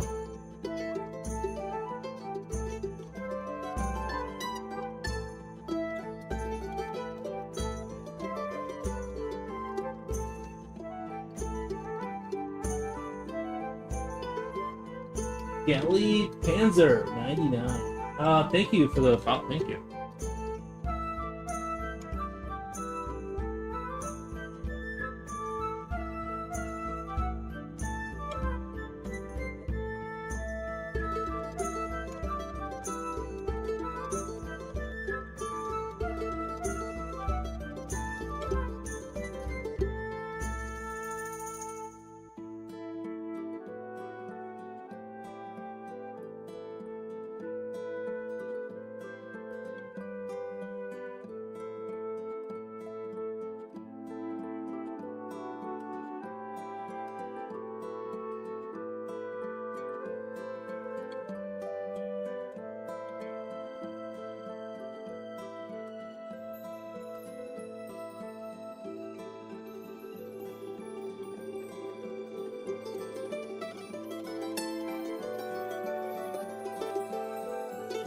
Let me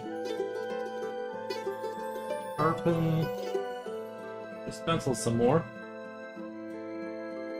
I gotta do a really good job on that wing. I gotta do a really good job on it. I think that's gonna set the tone for the rest of the Patreon.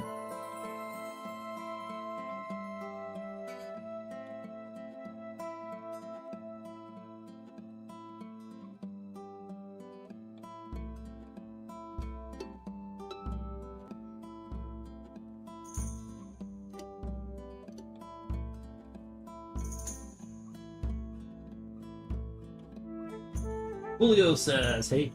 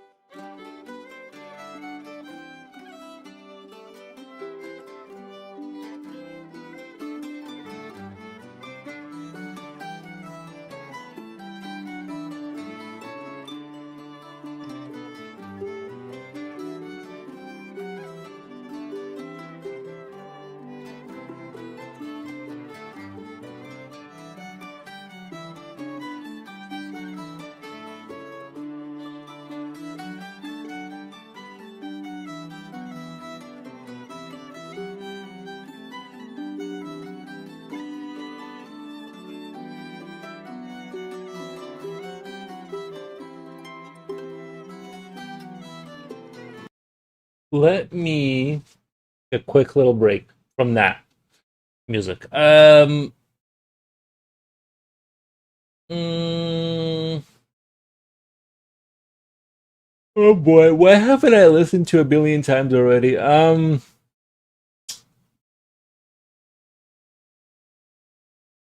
Uh,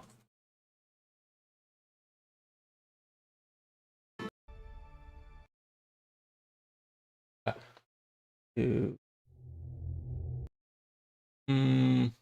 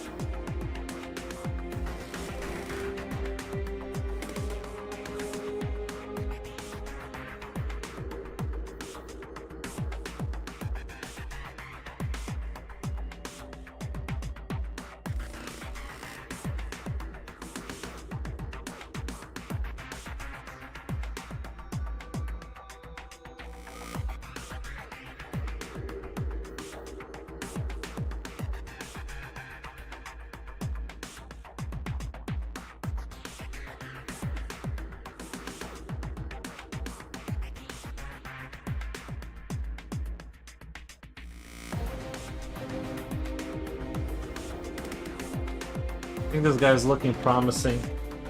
Pretty happy with the way it's looking out now. I also kind of wanted to make the wingspan kind of sort of closer to realistic in terms of like how much wingspan you would need to lift a human-sized person into the air. I kind of want to, you know, try and like connect those dots where it seems feasible. I think a lot of wings are like really under, you know, they're not the size they should be. I think this is like visually at least like closer to where you would need to be.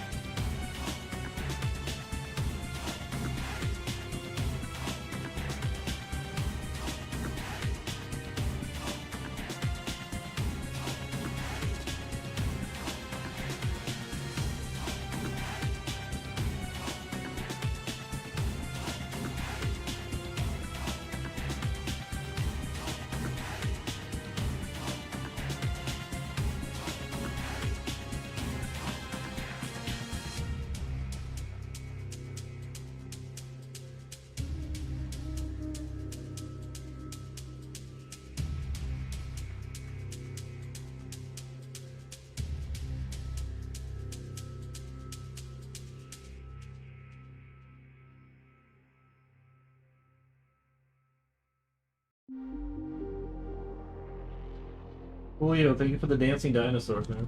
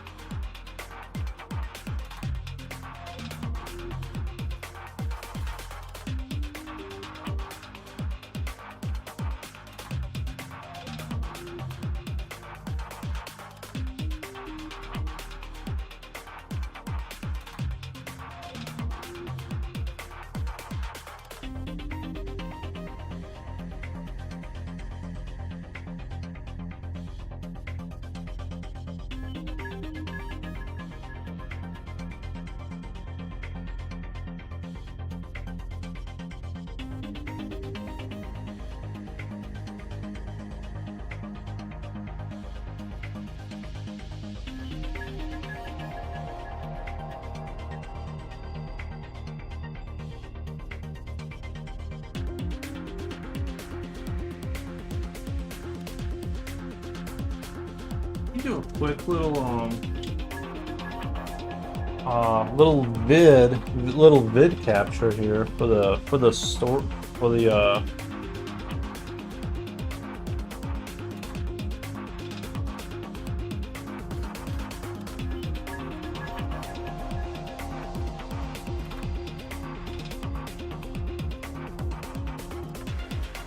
for TikTok, sorry, for Tickety Talk Talk.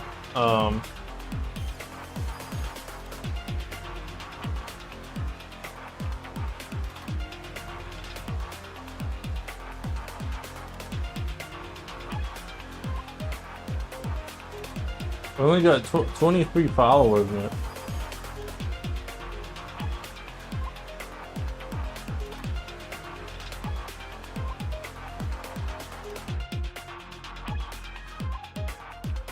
This is for later. I might have to use my old phone though. Sorry, this is my phone for the plug.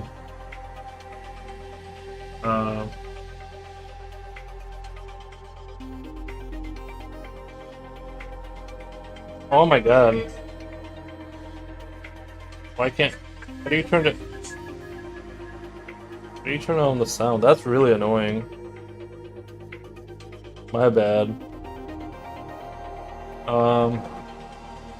If for some reason the camera on like the new phone isn't as good as the old phone.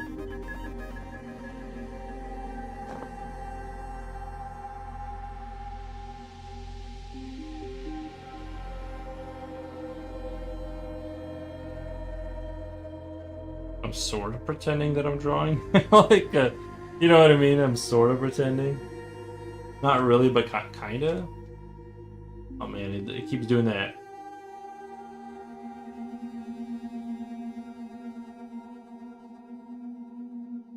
Man, I'm adding lines, but oh, that I gotta get rid of that one. Discard that one.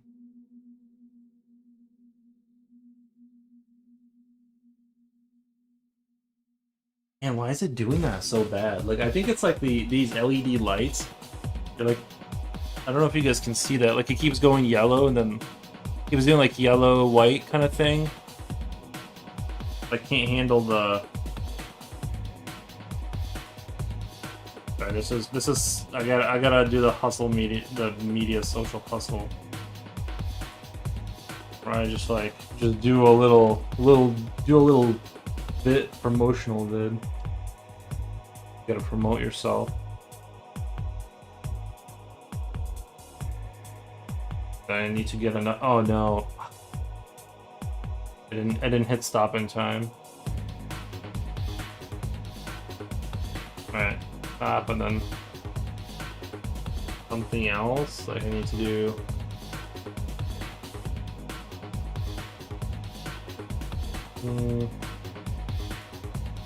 It doesn't like this paper for some reason. Whatever. So anyway, that'll work.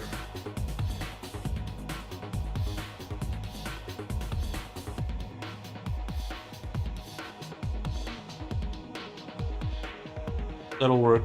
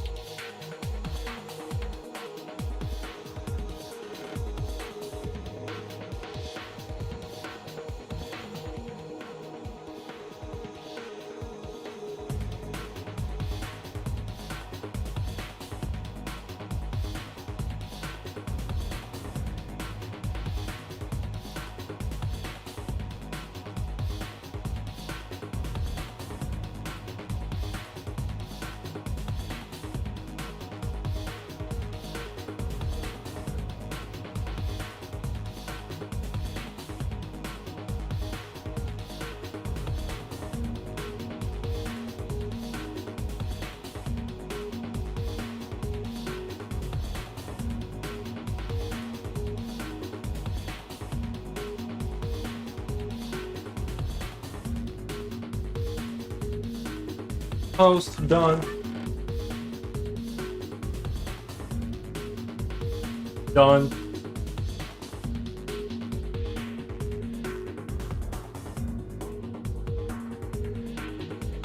Maybe the auto white balance is wonky. I think it's like I think it's the paper, and I think it's like the refresh rate of like the lamps or something. I don't know, man. You ever notice you ever try to take a video of like, and you got the lamp, you got like one of those lamps that's like low frequency, like low hertz, like, and it's like, cause like the lamps you want for when you're drawing is like the 3-phase lamps, right? They have 3-phase whatever, they shoot a lot of people don't know this stuff, but like it's like normal comfort lamps, they're like, you know, it's like it like basically gives you 1 frame or whatever, like it shoots out light or something, and then like the really high quality ones do 3 for that same time, so it's a lot more like your eyes aren't getting strained nearly as much. So that's the thing to understand, is like I think it has something to do with that and the paper, you know what I mean? You just throw, because that it never does that. If I went outside and like filmed an ant on the ground, it wouldn't do that. So it's not. I think it's the lights more so than anything else. I can't prove it, but it doesn't happen in any other environment, so I'm assuming it's the lights.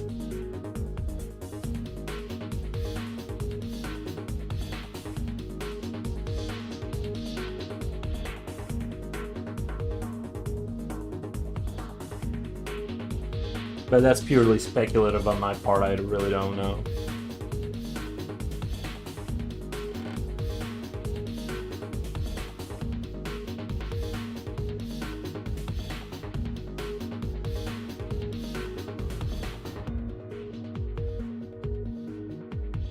I always notice when you're live, your paper looks light beige or yellowish. And when you post your work on Instagram, the paper looks brown or dark. To be fair, that's different. That's more of a... Obviously, the camera itself is going to capture it differently than a scanner. And then from scanner to adjusting things in Krita, like you're balancing whatever, like the contrast, it's going to change more. So that's more that side of it.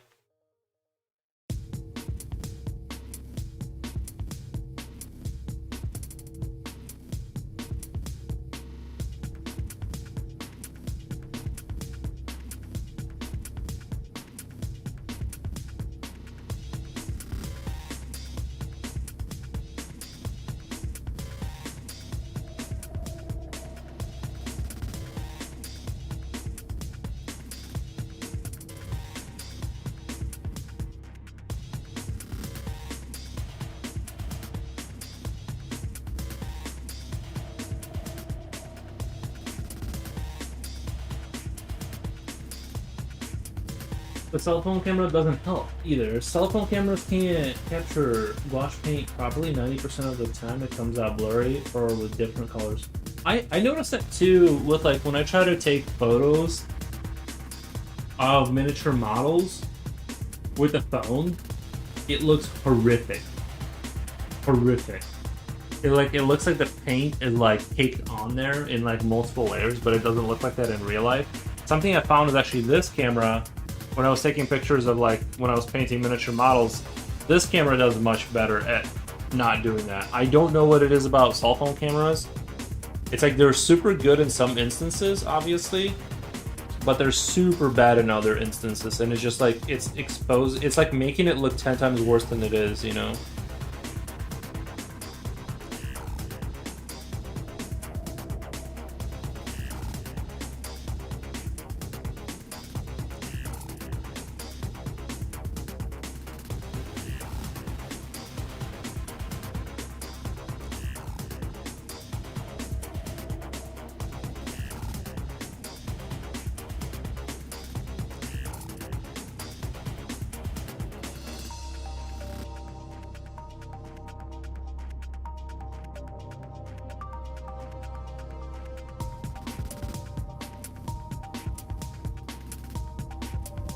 I suppose that's why 10K cameras exist.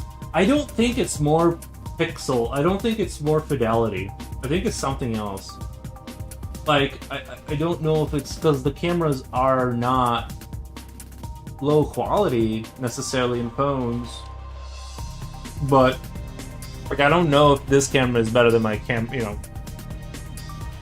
Like I'm sure the lens in it is just the fact that it's like bigger, more robust, but I think it's like I don't know anything about cameras, so I'm not gonna try and pretend, but I don't know if it's like more like I don't know if it's like more fidelity would fix it. It's just like something about the way it's doing processing the image is just like really making it better, or sometimes it's like it's exposing the thing because you don't want the paint on the miniature model to look sloppy, but it kind of like it brings out all the things you kind of like. If it's like, let's say if you looked at the model, there would be like a nice gradient, right? You'd have like light and then it would slowly get dark. Like with your eye and this camera, it looks like a gradient. You take it with your phone, and it's almost like the higher resolution does the opposite. Like it I don't know. It's not even like resolution. It's just you can see the paint, like the streaks of paint of you trying to make it look gradient. You know what I mean? It's like that's what you don't want to expose when you're like trying to like take a picture of your model. You want it to look like it is a smooth transition, but it doesn't do that. It like makes it look like super cakey cake paint that somebody just spit on the model and just called it a day.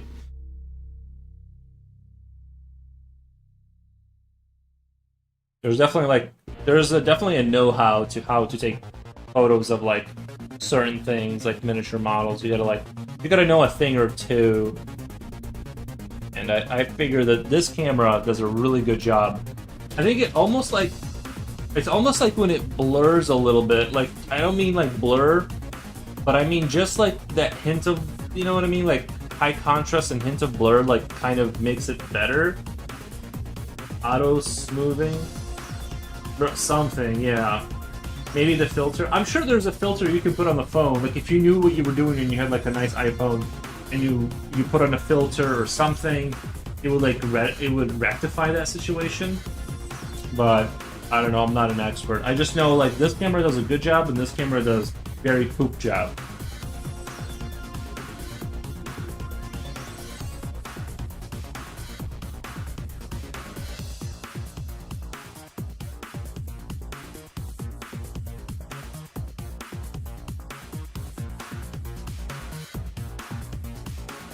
From what I've noticed, when a cell phone camera is pointed at a painting or something very detailed, it tries to isolate a specific point, but it doesn't work.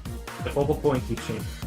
Oh, you can do a fixed point. I think you can do a fixed... Well, this is why I love this camera. This is a manual fixed camera, right? Like, I did have a webcam that would kept trying to focus, and it would like focus on my hand and the pencil and then the paper, and you would constantly see like this blur motion.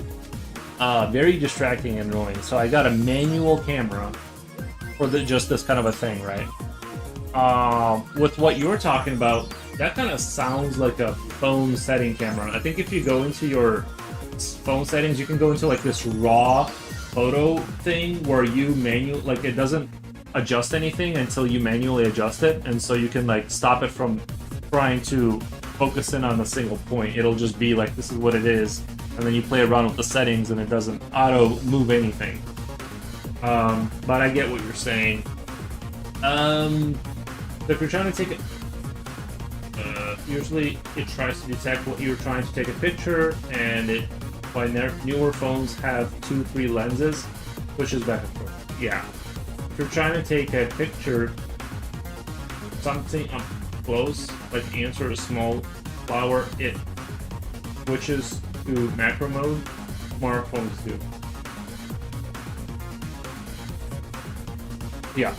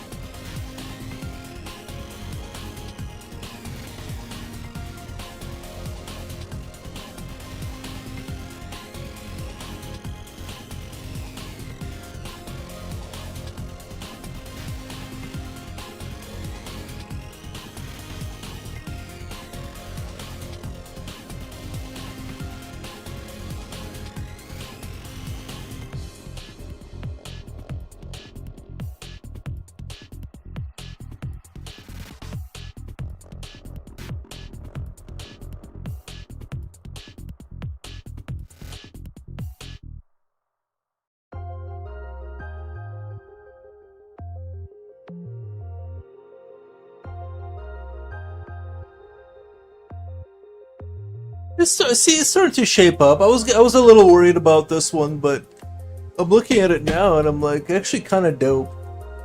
Actually kind of dope. Yeah, what the? Why did I even doubt myself?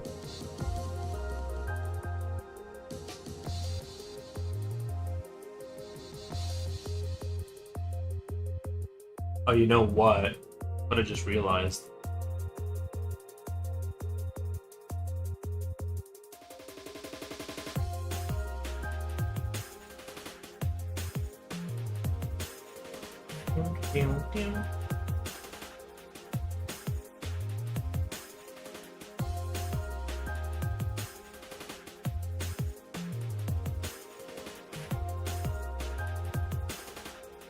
Visual Oil says, what the?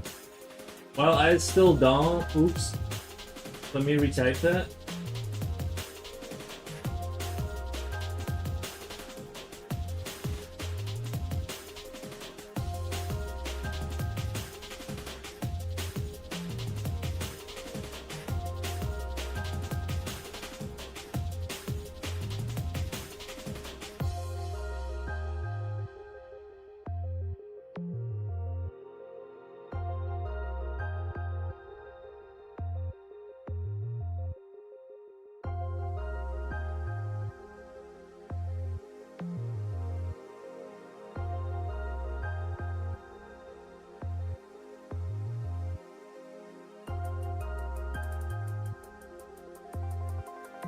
Nice display of wings. Thank you. Cool. Thank you.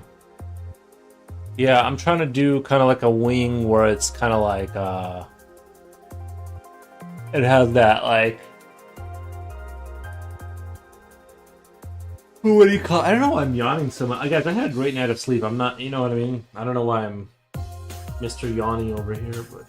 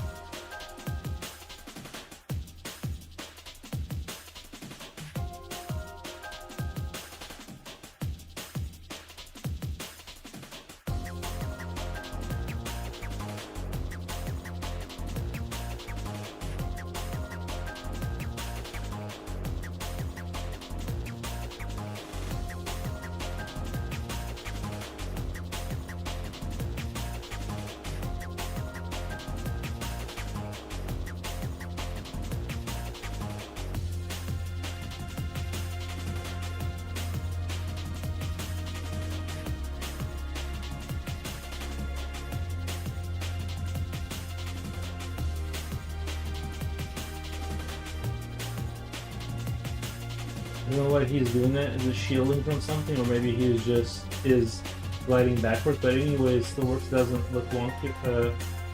Doesn't look wonky or something. I mean, you can have your wings like that. You know what I mean, like just hanging out. That. Oh.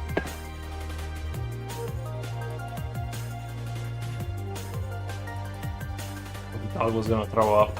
He made that like. He made that noise that dogs make when they're about to throw up. No, I mean, like, you know, you got wind, you're standing on top of the mountain, you're kind of like, you know what I mean? It's not shielding in the sense like he's trying to, like, block arrows. It's more, think of it as more like, he's just cool. You know, it's just super cool to stand like that.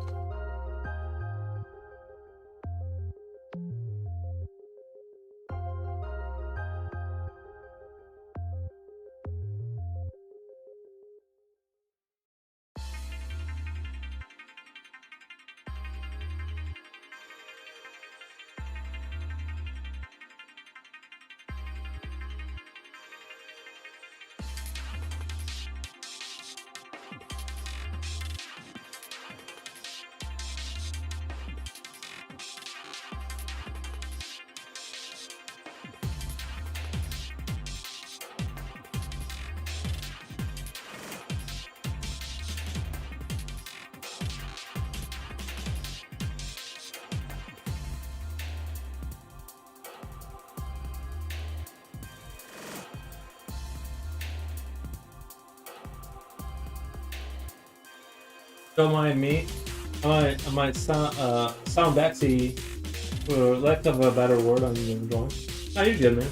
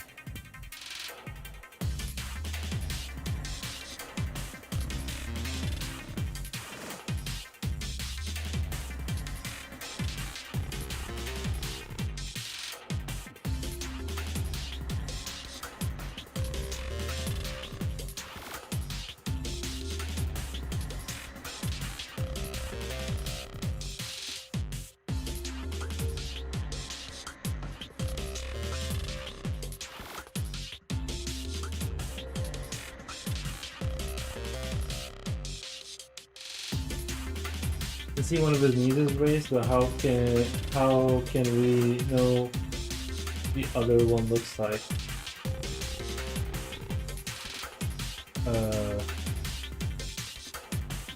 How can you know?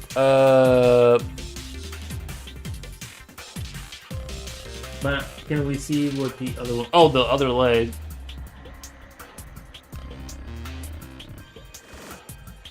On the next episode. You're just gonna have to watch the next stream for that other leg action. You want that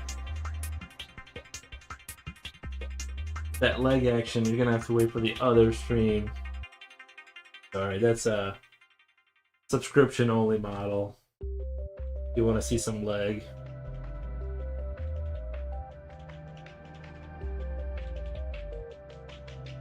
No, yeah.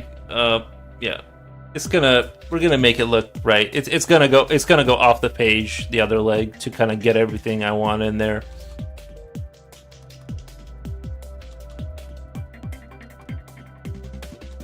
He can look as if he's jumping back or gliding backwards. I think that, like, to me it looks pretty static, and he just got his wings in this position. Like, you know, he's pretty firmly planted. I mean, he could be, but you know, the relaxed hand holding the sword. I'm imagining him just standing on top of something, like overlooking some village or something. You know, as demons do, or whatever he is. I don't know. Gremlin goblin thing.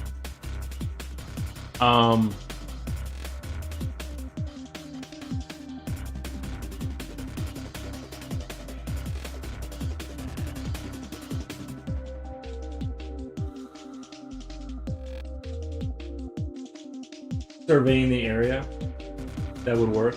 Yeah.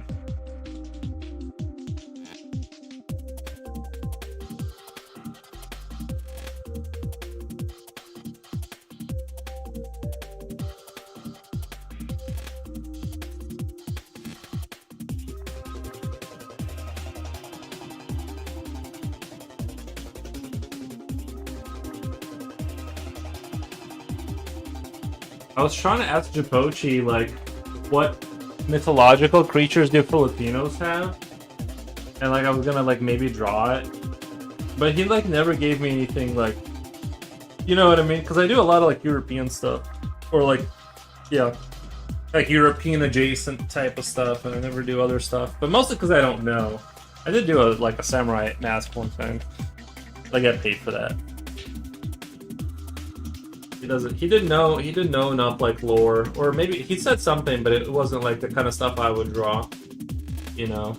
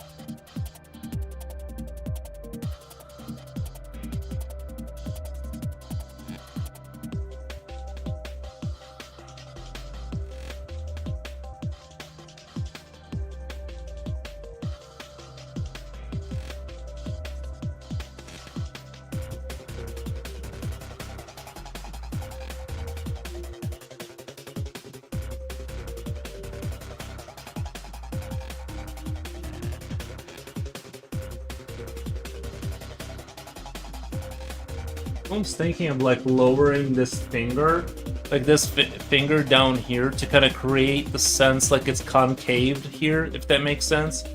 Like if this goes down here and this webbing kind of comes in here, it'll kind of create that kind of like curved kind of space there with the wing. And I think that's gonna look real sexy. I'm just gonna keep the note. I am gonna erase this, but I just want to kind of, I can rebuild it if I need to. But I kind of really like that idea of having like that kind of a concave kind of, because you can see there's a little bit of a, like it's like turning here, and then if we turn it here too, let's say some of this webbing back here kind of does that pouch, where you can kind of see it on the other side too. This kind of umbrella effect, right? And then here, kind of come around, we do one of these sort of things, and then we go connect, and that's gonna have like that, like almost like it's sort of, you know what I mean?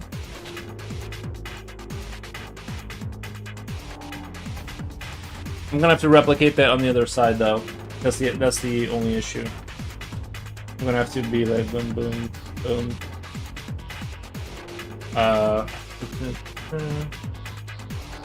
It would have to be coming. This would have to be that. This would have to be that for that to make sense.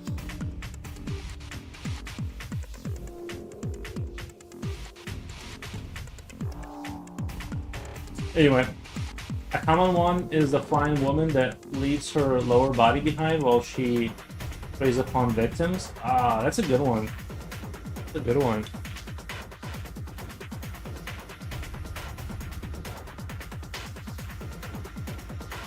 Like a Valkyrie, but not like those women, winged women, but like without a lower half kind of a thing, just a torso with wings.